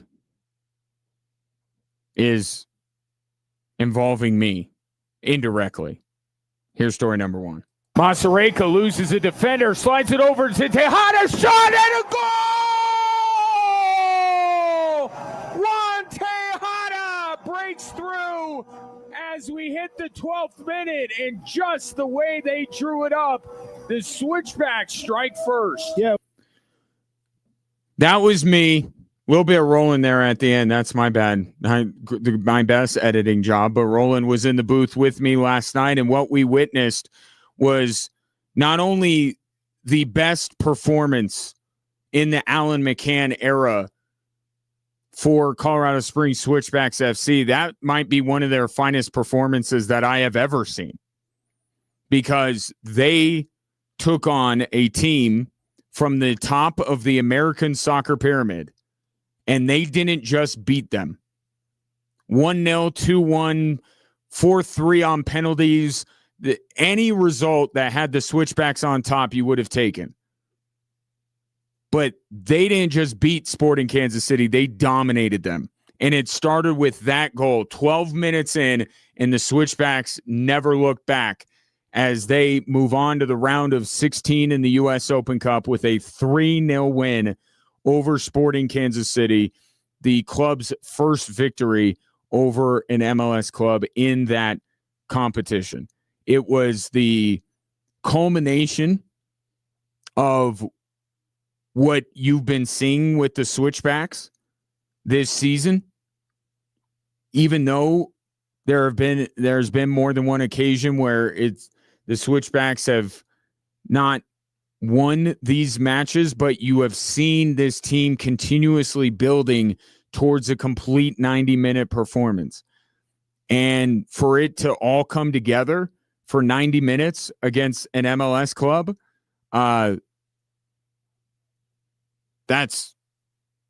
you can't pick a better spot at this point in the season anyway for that to happen, but that's exactly what it did. And now there are kind of 2 tracks here, right?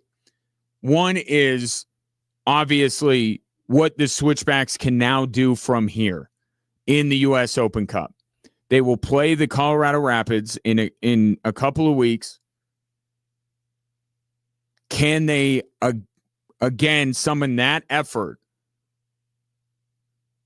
against the team up north? And then they would most likely have to beat another MLS club, and maybe they end up going against a USL championship club like Louisville City in the final. But you wonder what the Switchbacks can do now. And they certainly breezed through their first round matchup. Second round matchup, it was kind of the issues that have been plaguing them. That late goal they conceded, they had to go to penalties, but they ended up beating Spokane. But now they have this. And now it has to feel like a couple of trophies may be in play this year for Colorado Springs. But the excitement level surrounding this club, now that they are I mean, the reaction that I have gotten, the messages that I have gotten in just since last night, it reminds me of when the Switchbacks won the title and beat Rhode Island. Like, people who know what I do and know that I was on the call last night, but we don't really talk Switchbacks. Now send me a message like, what a win. In the hallways here at the station. What a win. That's awesome. It created kind of that same vibe from when the Switchbacks won the USL Championship Cup. This is exciting for this club to be able to do this, and for the next opponent to be the team, big brother, if you will, the MLS club of record in this state. I think the excitement level is going to just continuously build. And then who knows if they go up to Commerce City and get another win, it's going to be at a fever pitch. So that's exciting. But even bigger picture here, because the way Alan McCann and his team looked at this is not some game they have to manage or get around, or can this just be over? They wanted to attack it with everything they got, and the performance last night showed that. But they also looked at it as a continuation of the work they have done. So Saturday's match back in USL Championship play against Monterey Bay, how do they build on what they did last night? I think we will inevitably look back at the end of the season and say, that was the match that flipped it. That was the switch that Colorado Springs flipped, that gave way to their future success, all the rest of the success they will have this year. That is a turning point, springboard type performance, type win from Switchbacks FC. And the guys that starred, the guy that was the main star, was one that was in kind of a supporting role, right? Saddam Masareka joined me last hour. He got an opportunity amongst a lot of the Switchbacks regulars, and man, did he show out. Switchbacks played most of their first teamers. Sporting Kansas City played 8 of the 11 guys who started against San Jose Earthquakes in their last MLS match. On that field, Saddam Masareka was the best player. Set up the initial goal that you heard, scored one for himself. I think definitely for him, this is a springboard type of performance, but I think the team as a whole is going to use this to propel themselves forward in this season of theirs, which will now include a round of 16 matchup with the Colorado Rapids coming up on either the 28th or the 29th of this month of April. We go now to story number 2. Returns to McCarr. Avs trying to not play the reindeer game to the neutral zone trap all the way through. Lehkonen shoots and scores. We're up all night to get lucky. McCarr feeds Lehkonen. And ladies and gentlemen, boys and girls of all ages, this is a tie hockey game. Connor McGahey on the call for Altitude Sports, and Connor does a phenomenal job. I think, in fairness, he undersold what Cale McCarr did on that play. In his first game back with the Colorado Avalanche, on the boards, he dumped the puck in off the boards around 2 Calgary players, then proceeded to skate through those 2 players, retrieve his own dump in, and then make a pinpoint pass to Arturi Lehkonen, who just beat Dustin Wolf of the Flames, who was terrific last night, for the Avs' first goal. Like, it was like Cale McCarr never left, that he was never out with injury. It was a phenomenal play, and it propelled, word of the day apparently, the Avs forward in that game as they controlled it the rest of the way. 3-1 was the final, and they just keep winning, even though they have, in some people's minds, no reason to win. No motivation. They've clinched everything, and yet they keep plugging away. And I think Cale Makar being reintroduced into the lineup was the catalyst, because that was a tricky game last night. Second night of a back-to-back on the road, a much lesser team. You got nothing to play for. That could have been a trap game, but I think the energy level and just his play elevated the Avs, and they got the job done yet again. And, you know, we've been talking about Nathan MacKinnon for the Hart Trophy as the league's MVP, and that is the biggest award, and I think Nathan MacKinnon should win it. I don't think Cale Makar is going to win the Norris Trophy. But like Nikola Jokic, as long as the voters acknowledge that maybe Zach Werenski or Evan Bouchard or Lane Hudson was more of a story this season, the best guy doing it is Cale Makar, the best at that position. Both ends of the ice, offensively and defensively. Never gets enough credit for how good he is defensively. He's the best in the world at what he does. Avs have a couple of those players. Feels like that bodes well for them in the postseason, no?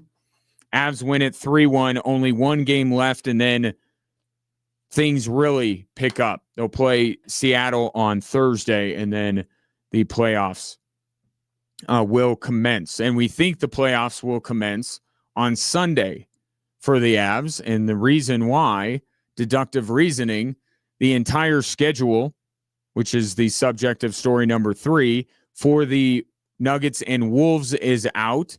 We knew game 1, Saturday at 1:30. Game 2, get your coffee now, 8:30 tip on Monday night, which leaves a nice little Sunday for the Avalanche to start their series.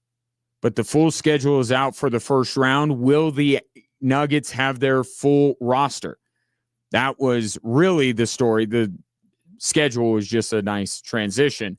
The story today is that David Adelman says that Peyton Watson and Spencer Jones are not yet cleared for game 1.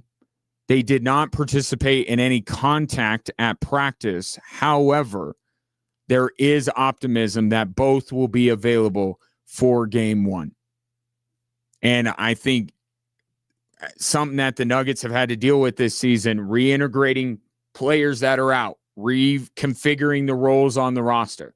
I don't think the Nuggets necessarily need Peyton Watson to get out of the first round.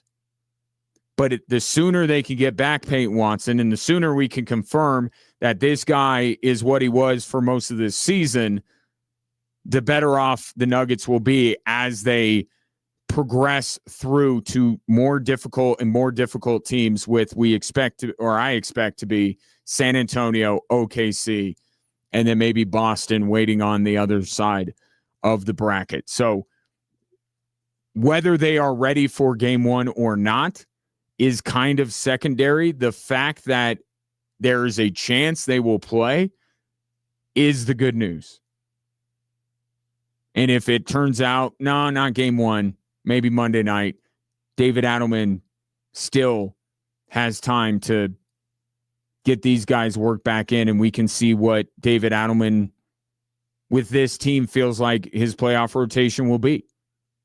Will Spencer Jones be a big part of that or not so much? We know Peyton Watson will be. So good news coming out of Nuggets practice today that there is optimism that Peyton Watson and Spencer Jones will be cleared for Saturday's game 1 against the Minnesota Timberwolves, a game you can hear at 1:30 on 740 KVOR. 719-247-1313 is the text and phone line if you would like to react to any of the 3 stories that are driving the show. Also, our question of the day, having a little fun, worst sports movies. We want your list. And throw another thing on top of it. I know, so much going on. Your chance to win tickets to see the Switchbacks this weekend. Coming up next on 740 KVOR and Extra Sports 1300.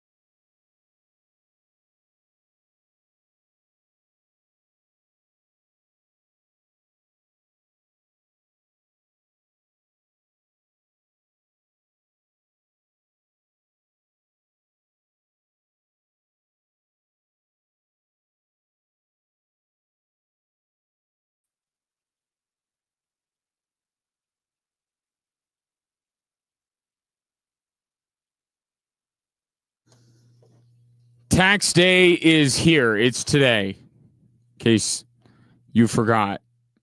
Might want to take care of that, but don't let it stress you out. Enter to win the Uncle Sam's giveaway.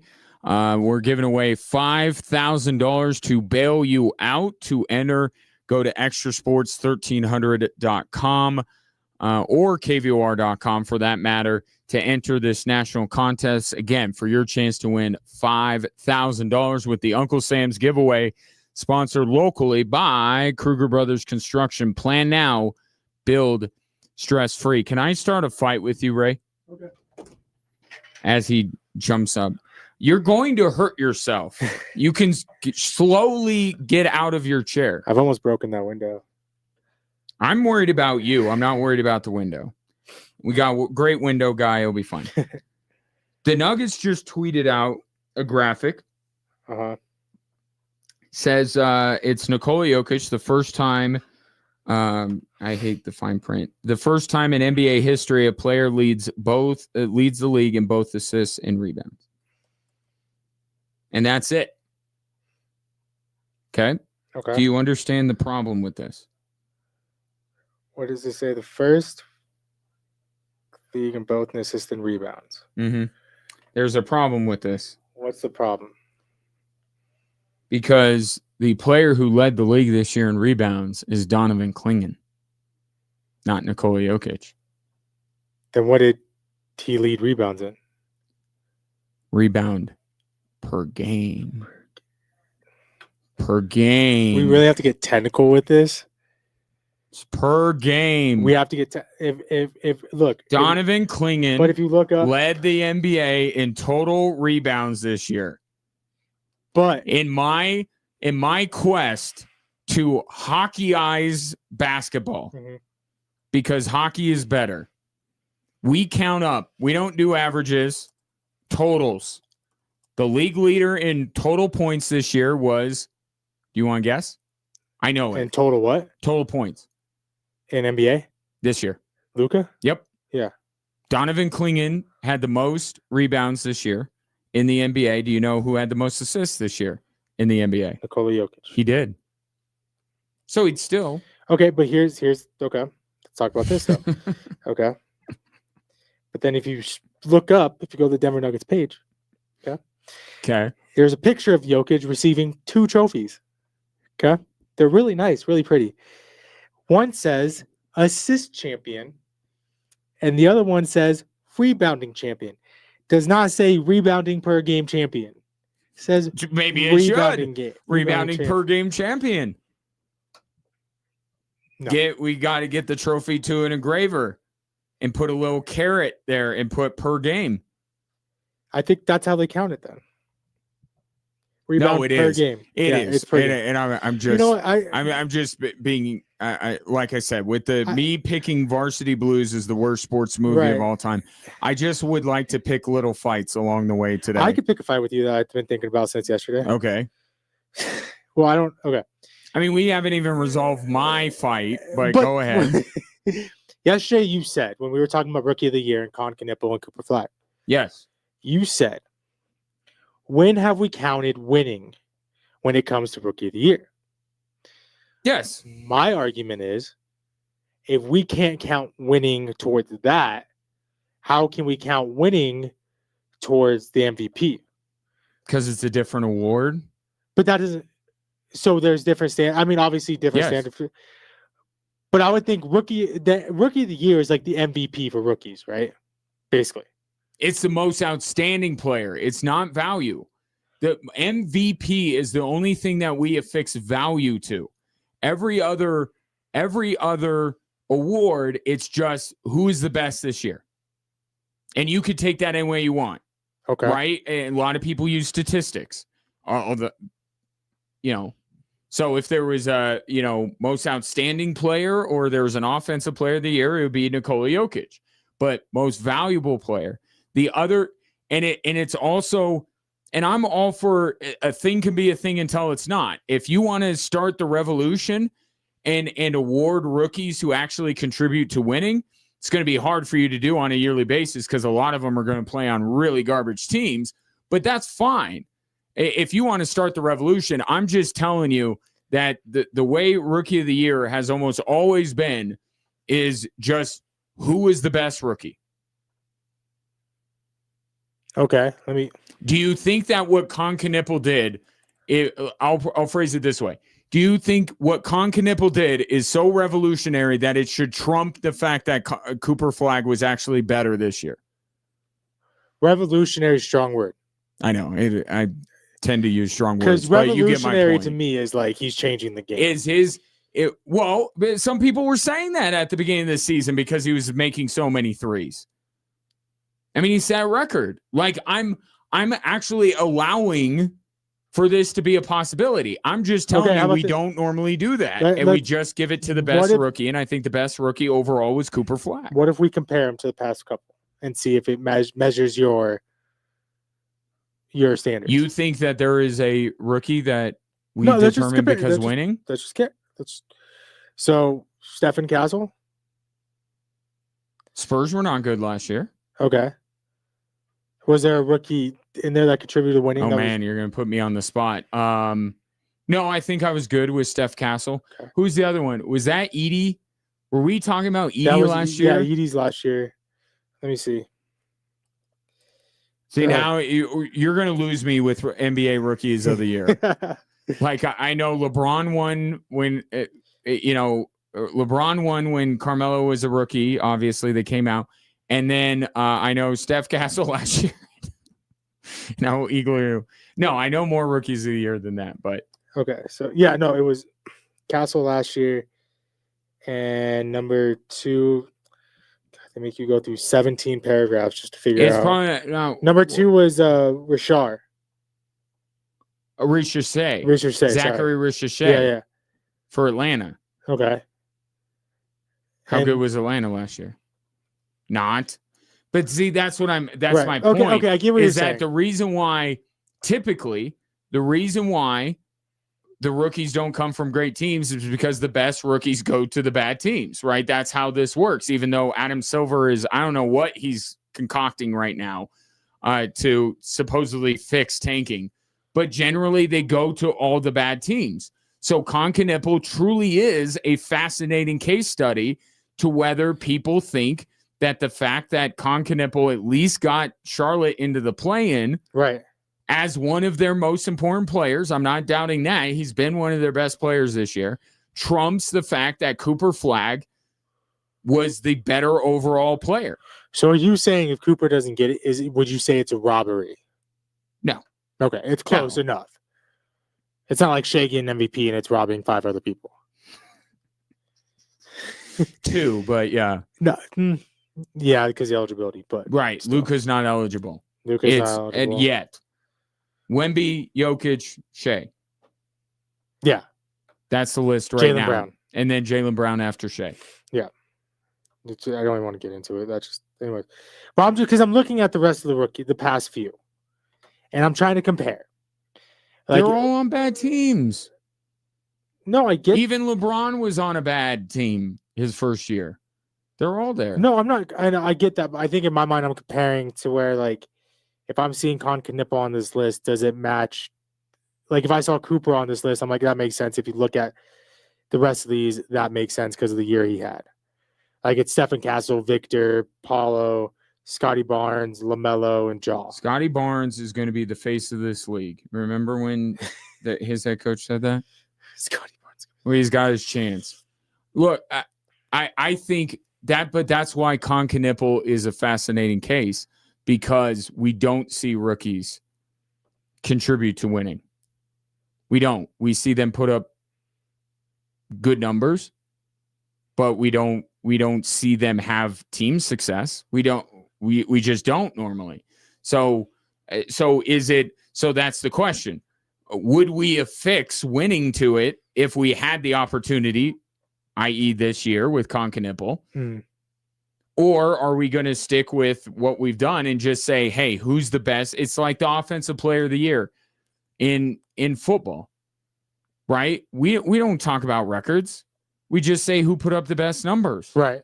So, and it's been that way with Rookie of the Year. But Konkanippel comes around, the Hornets come along, and Now you're like, well, he was good, maybe not overall better than Cooper Flagg, but he did some pretty special things from beyond the 3-point line, and Charlotte won some games. And I'm genuine. I will not disagree with Concanipple as much as I will disagree with Shea. And for reference. Okay, here's another one that can kind of break it too. Concanipple appeared in 81 games. Cooper Flagg missed 12. Does that affect you? That he was there all Last season? time I checked, there's a 65-game rule. I'm just saying his availability play part of it too. No. Okay. Not really. That's close enough. Yeah, no, I think. But I'm fascinated to see if Concanipple wins. Great. I don't have a problem with that. I'm just saying that's not what we do with Rookie of the Year. We just take the best rookie and make him Rookie of the Year. That's the way it works. Cooper Flagg. See, I'm actually successfully picking a fight with you with the Jokic thing. You're not picking a fight with me. I'm okay with Concanipple winning. Jokic, that's just what's not your the fight? way. What's your fight? Just that they got it wrong? Because they did I'm just saying that Donovan Clingan led the league in rebounds this year. Well, you know what? Maybe, but the award goes to rebounds per game. So that's the way we've always done it. That's the way we've always done it. There you go. Okay, so no, but I the reason I bring it up is because I have heard, I heard this floated the other day that maybe the NBA should just, and it was through the lens of Luka. Right. So Luka may or may not be eligible for these postseason awards. I don't know when that vote is supposed to come down. I kind of feel like, I mean, next to the electing of the new pope, I'm kind of most interested in this decision that is being made by these group of powerful people. I kind of like to know if they're going to make him eligible for the awards or not. But they were talking about through the lens of Luka. So he doesn't make this 65-game threshold. Mm-hmm. But he plays more minutes than some guys who are eligible. That was one thing. And then the other thing is he led the entire league in total points. Right. In addition to, and he was also the NBA's leading scorer on a per game basis. But their point was this guy in less time amassed more than guys who played 10, 15 games more than him. Right. Shouldn't that mean something? But that is completely changing the way we look at the NBA. Now, Luka aligns, right? I'm just taking it one step further because they were saying that we should just start doing totals. Right. That if we started doing totals in the NBA, it may combat this 65-game rule because we just look and be able – because part of this, too, is the media pushing back and saying, I can decide if somebody plays less than 65 games – whether their impact was enough. Well, if you do totals, then maybe you could make that argument. So they were basically pushing the idea of maybe the NBA should just do total points. Do you have the numbers in front of you? Because I'm going to. I know when I was looking up his Wemby, because I know Wemby had a lot less minutes. He did in 65 games. He did. And he did, and that was the other thing is minutes and production from Luka is greater than some of the guys who are eligible. My question is, if this eligibility thing turns, would you rather see it go away or drop the game limit? Do you think 50? I think if it's going to, because I say keep it in place. I'm fine with the 65-game rule. Right. Okay. I am. That's 17 games. That's a lot of games. That's I'm true. sorry. I feel bad for Luka. And I said this with him and Cade Cunningham. I hope that they get the exemption. I do. You have an exemption to a rule that certain people can apply for in extraordinary circumstances. I think as a rule of law across the NBA, I think it's the right call. Because don't forget what we're trying to combat here. The very thing that we witnessed this weekend with the Denver Nuggets. The fact that they are depriving paying customers of the reason why they are there to see the stars. That's the whole point. And it's not the players, it's the organizations. And that has to be said. But the organizations who are pocketing the money from me as I dish out $200 to go to a game and I don't get to see Nikola Jokic. That's a problem. So Adam Silver created this to say, hey, if you're going to do that and you're going to sit, and he's thinking more about his TV people, like Adam Silver, and thinking about the fans. That's hysterical. He's thinking about the TV partners, but the TV partners benefit us as long as the game streams in its entirety. I'm looking at you, Amazon Prime. Do you see that about 2 minutes of the game last night was in overtime? In overtime. Yeah. Yep.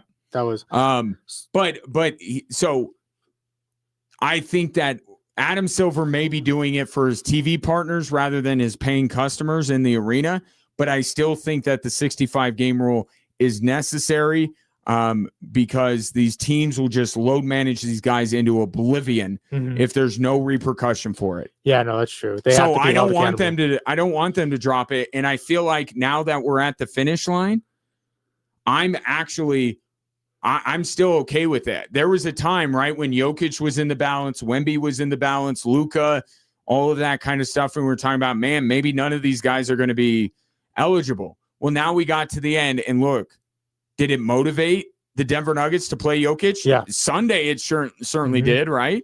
It's working. I don't want to get removed, and I don't want it lowered. I think it's in a good spot.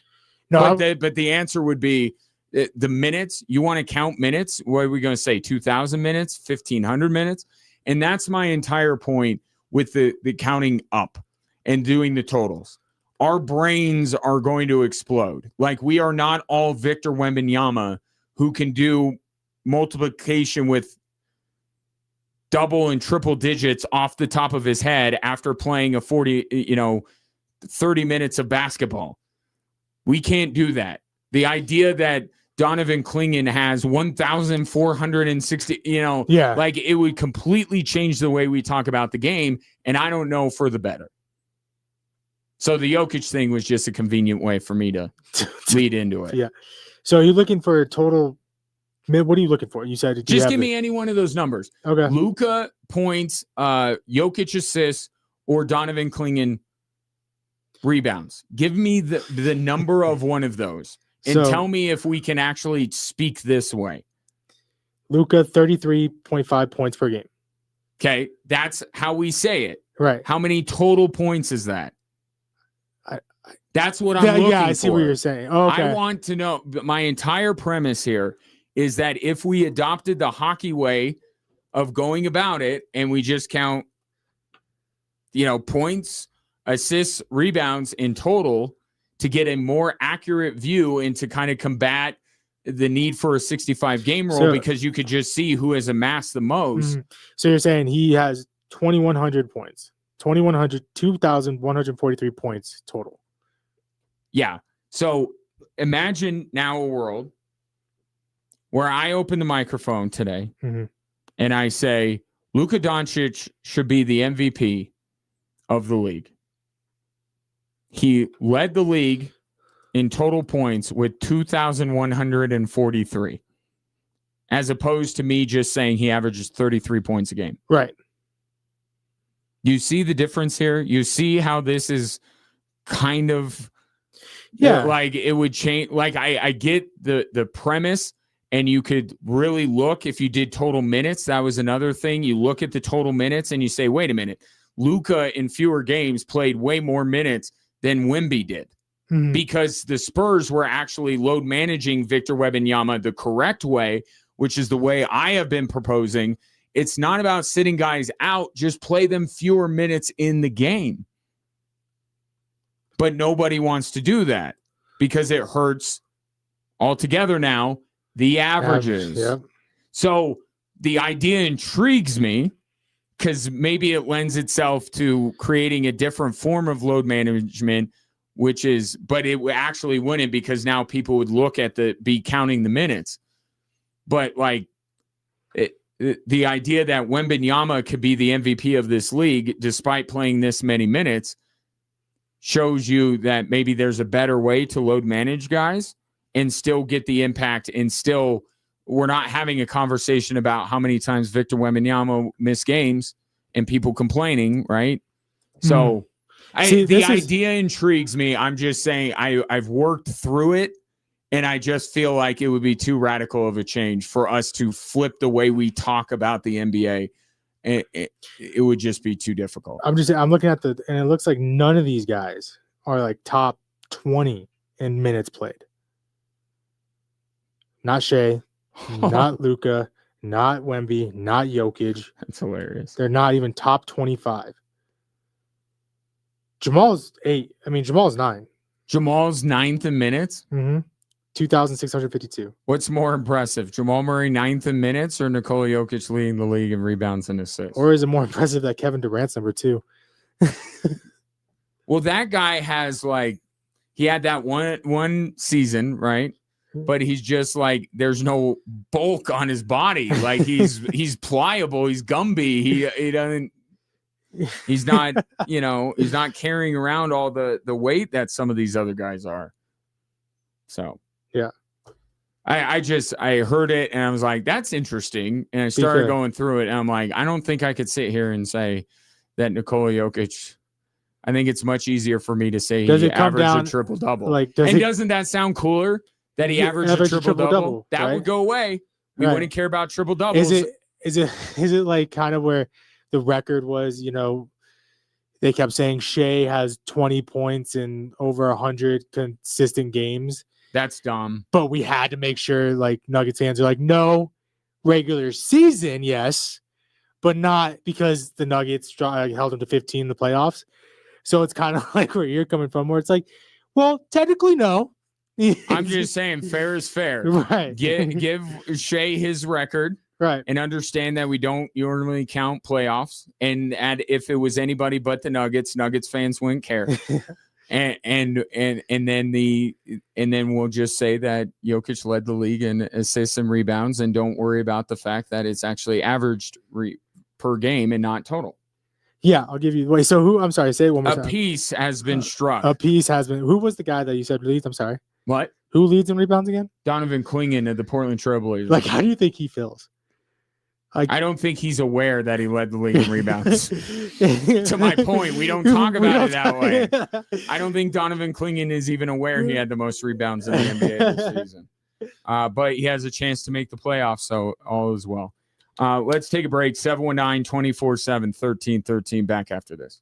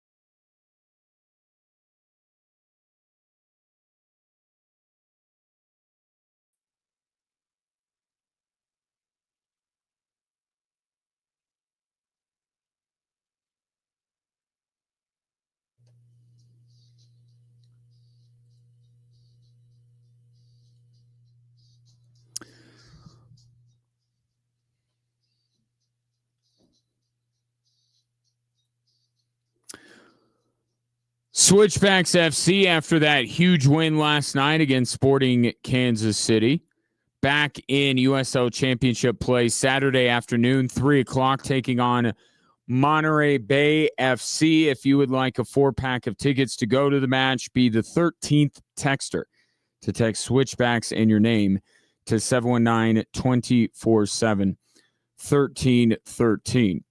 So, yeah, we got the LaMelo Ball thing last night in the play-in, but it is something that I could do without, like so many things in the NBA. And kind of a sign of knowing that something is completely contrived and is not worth doing. The fact that no one can figure out what it is that Charlotte did last night. Did they clinch a playoff spot? Nope. They did not. They are not in the playoffs. Is Miami eliminated? No, they're not. But yet in the Western Conference, if I asked you the same question, did Portland make the playoffs? You'd probably say no. Yes, they did. The fact that no one can figure out what is at stake in these games tells you all you need to know about the play-in. It is another contrived thing by Adam Silver to try and provide some value to his television partners, but it's not what's good for the league, and it's not what's good for the fans. It's just not on the whole. Like, if you're a Charlotte fan, you probably love the play-in, but are you going to love it when the Charlotte Hornets are the 2 seed? No. You're not going to care about it. But so the thing was that Philadelphia could not host a play-in game last night. So they had to switch the schedule to put a non-elimination game or an elimination game into, see, I can't even explain it. Miami is done. Charlotte is not in the playoffs, though. They have to play again. They have to play the loser of the game that's going on right now between the Magic and the Sixers. And the winner of that game will get the final playoff spot. Meanwhile, out west last night, the Portland Trailblazers beat the Phoenix Suns to clinch a playoff spot. It will be the Blazers taking on the Spurs in round 1. But Phoenix is not done yet. They play the winner of the late game tonight between the Fighting Kawhi Leonards, sponsored by Aspiration, and Steph Curry. And the mangled mess that is the Golden State Warriors.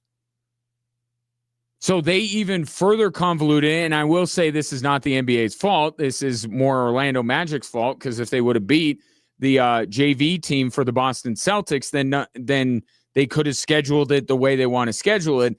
But there's even more confusion because they put games with 2 different stakes on the same night, and people mistook the games for being the same stakes. They weren't. Miami's done. Charlotte still not in yet. Portland in. Phoenix not necessarily out.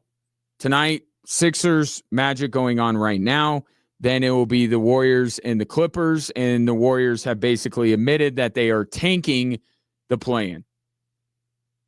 And I am not a fan of the play-in, but someone I have become less of a fan of than maybe even the play-in is Steve Kerr. Like, he has become a less likable Greg Popovich.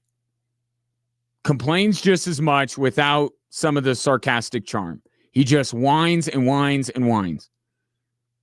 And now he's basically saying that his team, he's going to load manage his team in what may be their final game of the season.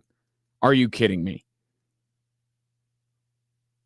I don't like the play-in either, but I get to say that. You could say you don't like the play-in, but you better put out your best squad. Like there are some things that you can't admit. I hate the play-in too, but man, admitting that you're going to play guys fewer minutes and not. Yeah, and the season needs to be shortened and all this kind of stuff. Some things I agree with them, but the messenger is all wrong. Like, just comes off as complaining. So we'll see how that goes. One of those two teams may end up playing the Oklahoma City Thunder, or it could be Phoenix, or it could be the Denver Nuggets. At this point, I'm so confused about what is going on this week in the NBA. But I do know that is it for the show. We are Sans Live Sports tonight on Extra Sports 1300, so enjoy Westwood One Sports Talk. And for those of you on KVOR, the Mark Levin Show is coming up next. My thanks to Saddam Masareka of the Switchbacks for being my guest, and thank you for listening. We will reconvene tomorrow afternoon, 3 o'clock here on 740 KVOR and Extra Sports 1300.